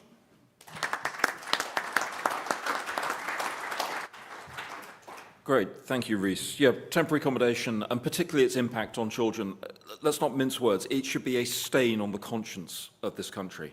It is something we have got to address as a sector, absolutely got to. If you want to talk about that later, please do come and have a word. I get very, very wound up over it. And social housing, you're absolutely right. It's critical. Affordable simply isn't affordable for vast swathes, particularly of the areas that we cover. The other thing I'd say before coming to questions is as your unitaries come along, that ability to connect housing, particularly if you've got stock, but even if you don't, and your housing associations with social care, to leverage, to get a multiplicity of benefits. That's one of the superpowers that you get as a large rural unitary, particularly as a large rural unitary. So that's one to really keep an eye on as you go through that LGR process, or if you're already a unitary, work on. Right, please don't let me down. Questions, particularly controversial questions. This is an awful topic for us.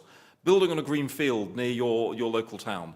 The hand at the back came up first, so we'll start with you, sir, and then we'll take as many as we can.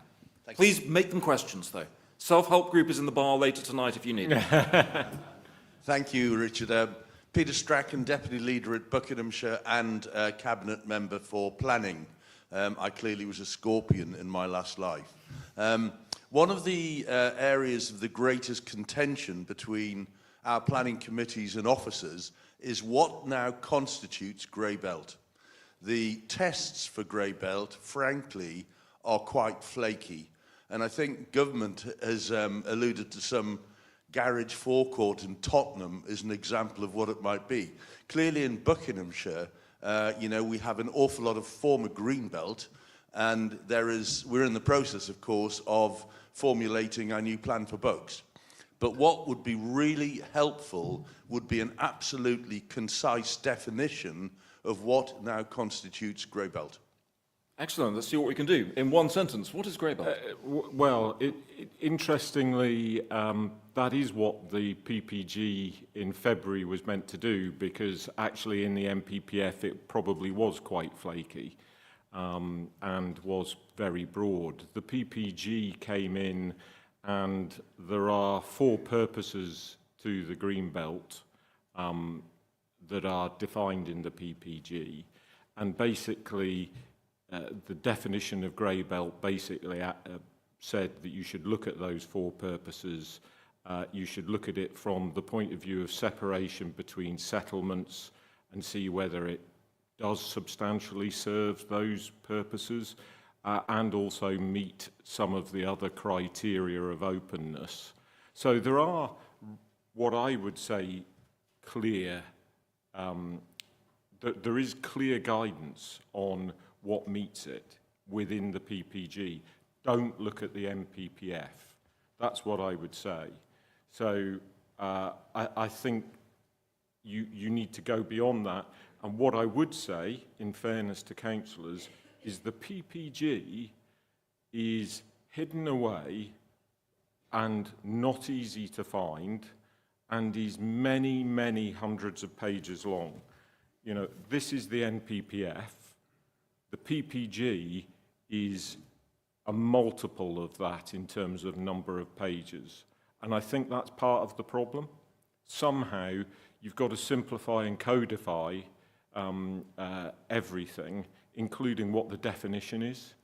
Now, where it's always hard on Greenbelt is there is subjectivity as to the purpose, and it's the site's role in maintaining the character of the settlement, for instance, or the site's role in openness. These are actually all fairly subjective areas, but what it is not saying is it's limited to garage forecourts.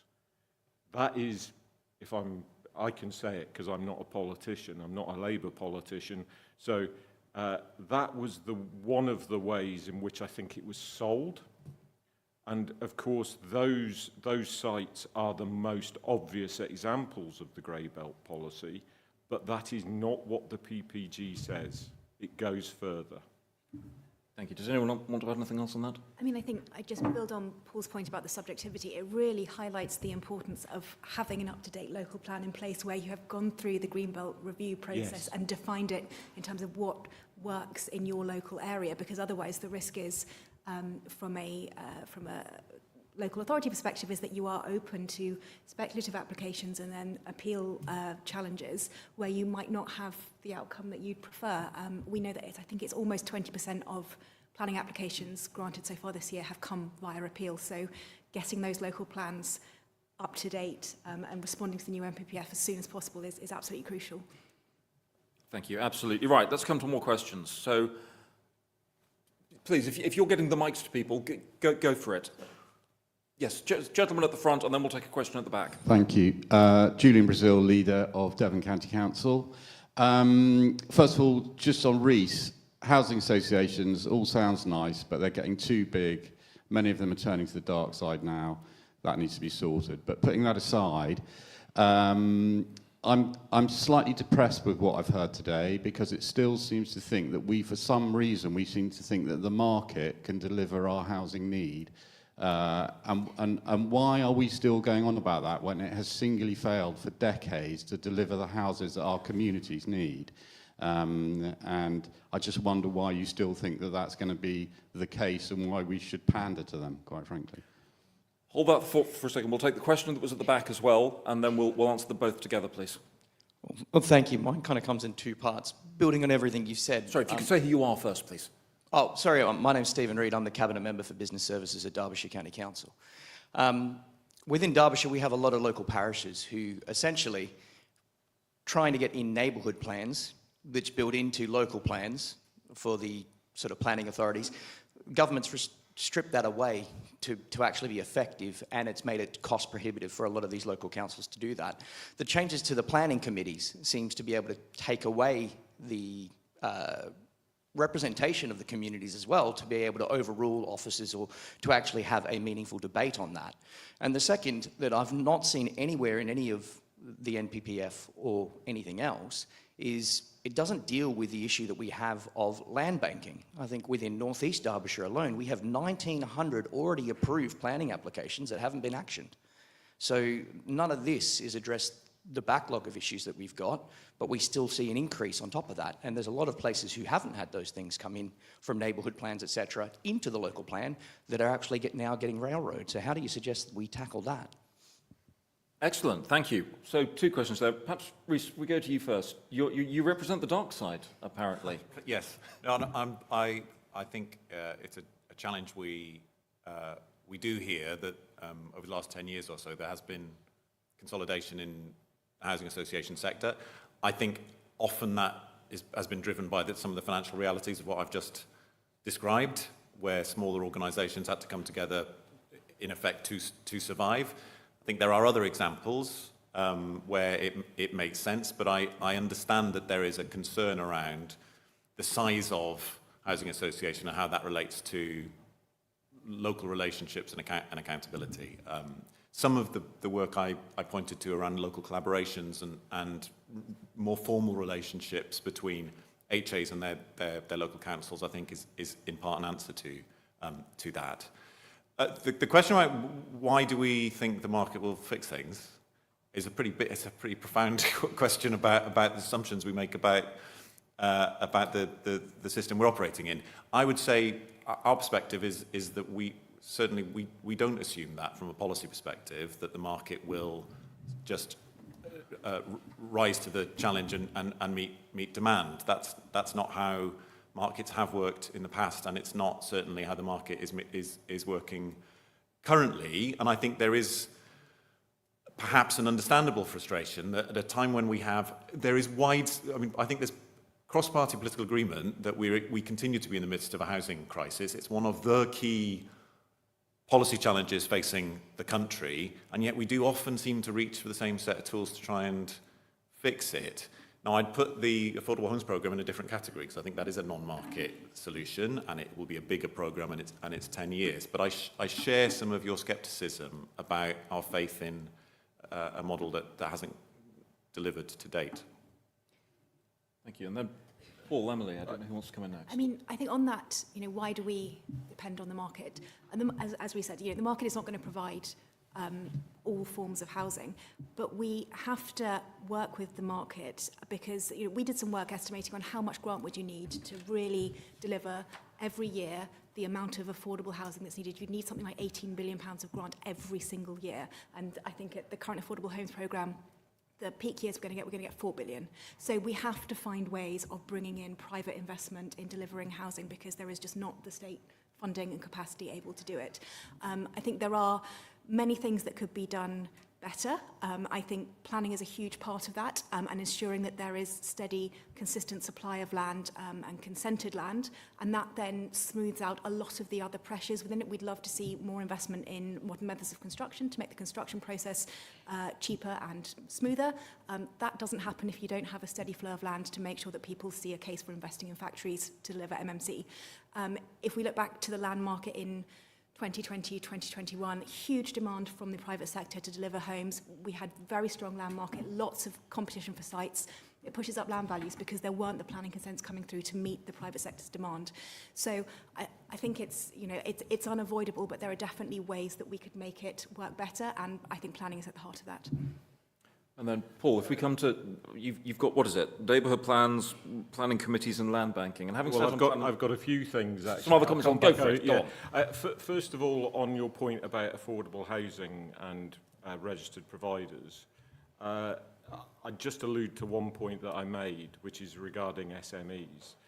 What we're finding on smaller sites, and smaller is probably anything that delivers 20 or 25 affordable homes within the planning consent, actually the builders are saying the registered providers don't want to take them, because from a management point of view, from their estate management point of view, it's too difficult.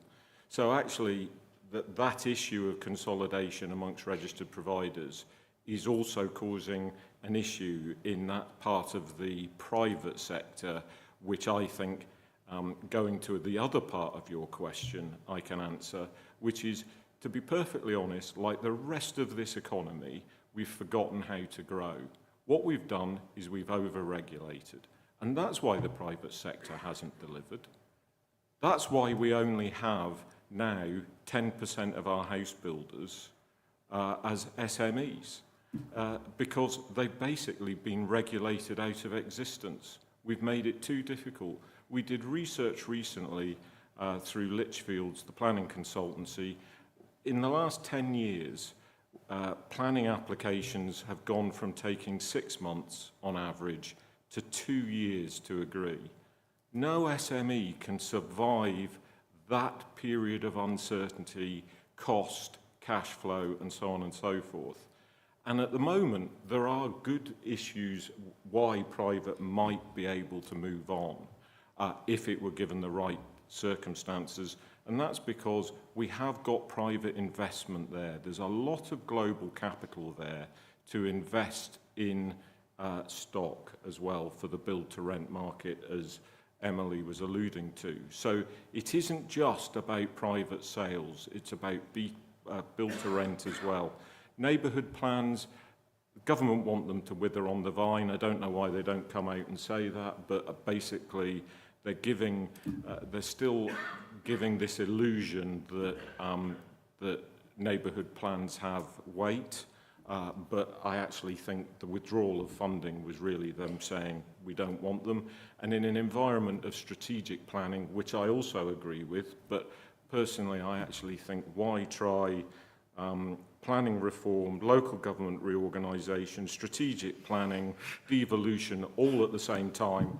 It beggars belief, to be perfectly honest, how that is at all common sense. In terms of land banking, I alluded to it. In North East Derbyshire, I think you've got the unfortunate position as well, which is large parts of the country, house prices haven't moved on as much as we think. Build costs have gone up by 50%. It's actually a lot of existing consents will now be unviable in certain parts of the country. That isn't the case everywhere, by the way. So if but in North East Derbyshire, I suspect that is the case. Right, thank you. We've got more questions. Pointed questions, pithy answers, please. So you, sir, and then you, madam. Okay, Nick Manning, leader of Cheshire East Council. We've got more greenbelt at the moment than any other planning authority in the region. My housing land supply went from 8 years to 4 years overnight. We've also got grey-belt applications on sites that for the last millennia have only had sheep and cows on them. Oh, and to top it all, I was 1,000 metres up a Great Mountain and was told a new town's been dropped into my area, exclusively in the greenbelt at Adlington. Firstly, a suggestion, I'd like your comments, and then a question. Affordable, the current definition is rubbish. It should be tied to average earnings, not to house prices. We're getting tight on time. Please be pithy with the question. So can I have a comment on that? And the second point is, if there was one change to mend a broken system that you would want us to take away and lobby for, what would it be? So if you think on that one, and madam, please, your question. Yes, thank you. I'm Leslie Wagland from Essex, but I just wanted to say I'm 45 years as a planning lawyer. This is my 45th anniversary of my very first planning inquiry, which was one of the first superstores in the country. I'm in charge at Essex of infrastructure projects, reporting directly to the leader and deputy leader. And we've just built Beaulieu Park Station, first railway station on the Great Eastern Main Line for over 100 years, done at risk of the local government. But can I... The question, please. Bear with me. This is really important. Every time we have these sessions, bearing in mind that background and an almost 360-degree perspective on planning, I get very, very angry about the constant reference to NIMBYs. Most of my residents are not in... They're sophisticated people in many cases, and they're able to get access to that as well. What worries me is that what they're saying is not in my backyard without appropriate infrastructure. The problem with the penalty... I'm going to have to draw... If we want to get an answer, so the question is infrastructure. That is not the question. Well, please jump to it very quickly. You can bear with me for a few seconds. Bear with me, sir. Oh, you're holding these people back from lunch, so... They will live without the lunch. Well, there you go. For 5 minutes, just looking around. Please, my concern about this is that we have to do what the man from Devon was saying and get the residents involved. And I've seen schemes where that happens and schemes where it doesn't. The difference is truly appalling, and it comes with all the corresponding factors like no mains drainage, like social housing won't pick up on the houses and so on and so forth. And that's true very much of SMEs. So this is a much bigger picture than we're suggesting.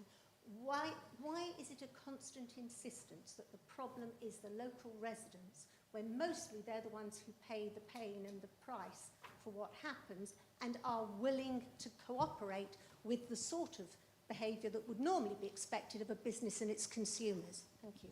So how do we fix a broken system, and is it government's fault? Is that a summary? I'm not sure that was... I can answer in one set of words.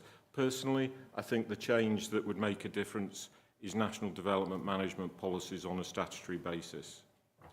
On the second point, I'm not sure whether it's an infrastructure or a NIMBYs point.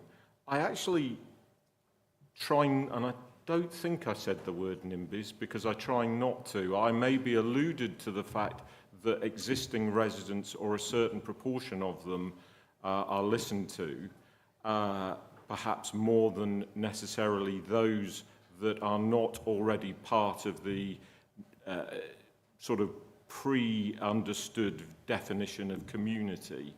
And I don't always think that. Actually, because when we often talk about NIMBYs, what we talk about are the people that speak, not about the people that haven't spoken. A lot of the people in an existing community do not step forward and object. They actually see the development as acceptable or part of what will be the evolution of a settlement, or they see the need. So I don't actually see it in quite that binary way. When we're talking about infrastructure, now, all I would say is how much is the responsibility of the developer and how much is the responsibility of structures of the public sector? It isn't the fault of the public sector that there are not, the private sector, that there are not enough doctors in this country. That is not a developer's fault. So actually don't talk about GP surgeries. The number of times I've heard about GP surgeries, I've tried to deliver one, and actually the primary care trust just will not allow me to do it. So I think these things you have to think through before blame is apportioned. And I think that integrated care board delivery of GPs is a totally different topic that we should cover at some point. Rhys, and then last word to Emily. Well, very quickly, on the single biggest policy change that would make a difference to social landlords and councils in particular is the one I've mentioned, which is rent convergence to be reintroduced, which would bring a huge amount of capacity back into the system. And then just on the NIMBY, non-NIMBY general point, the evidence is incredibly strong on the link between a community's trust in that a development will deliver genuinely affordable housing and their level of support for that development. If all of the polling on this is so strong, and I always encourage our members to just communicate the fact that the kinds of homes that are being built here will be made available and they will be genuinely affordable to local people. Thank you. Emily. Just on that sort of one thing to take away the lobby for it, I think it's about having the ability for organisations such as yourselves to have a greater role in driving and shaping what a new place looks like, and having the money to back that up. And so I think particularly looking at structures which we see more often in other countries like tax increment financing, the ability to attract investment against the future receipts that will be generated as a result of the development, to make sure that it's then delivering everything that it is supposed to, as Paul and Rhys have highlighted, would be, I think that's where we have to move towards, particularly as sites become more complex and challenging to deliver. Great. Thank you very much to our panel. Thank you to you for your questions. And it is now lunchtime. So thank you.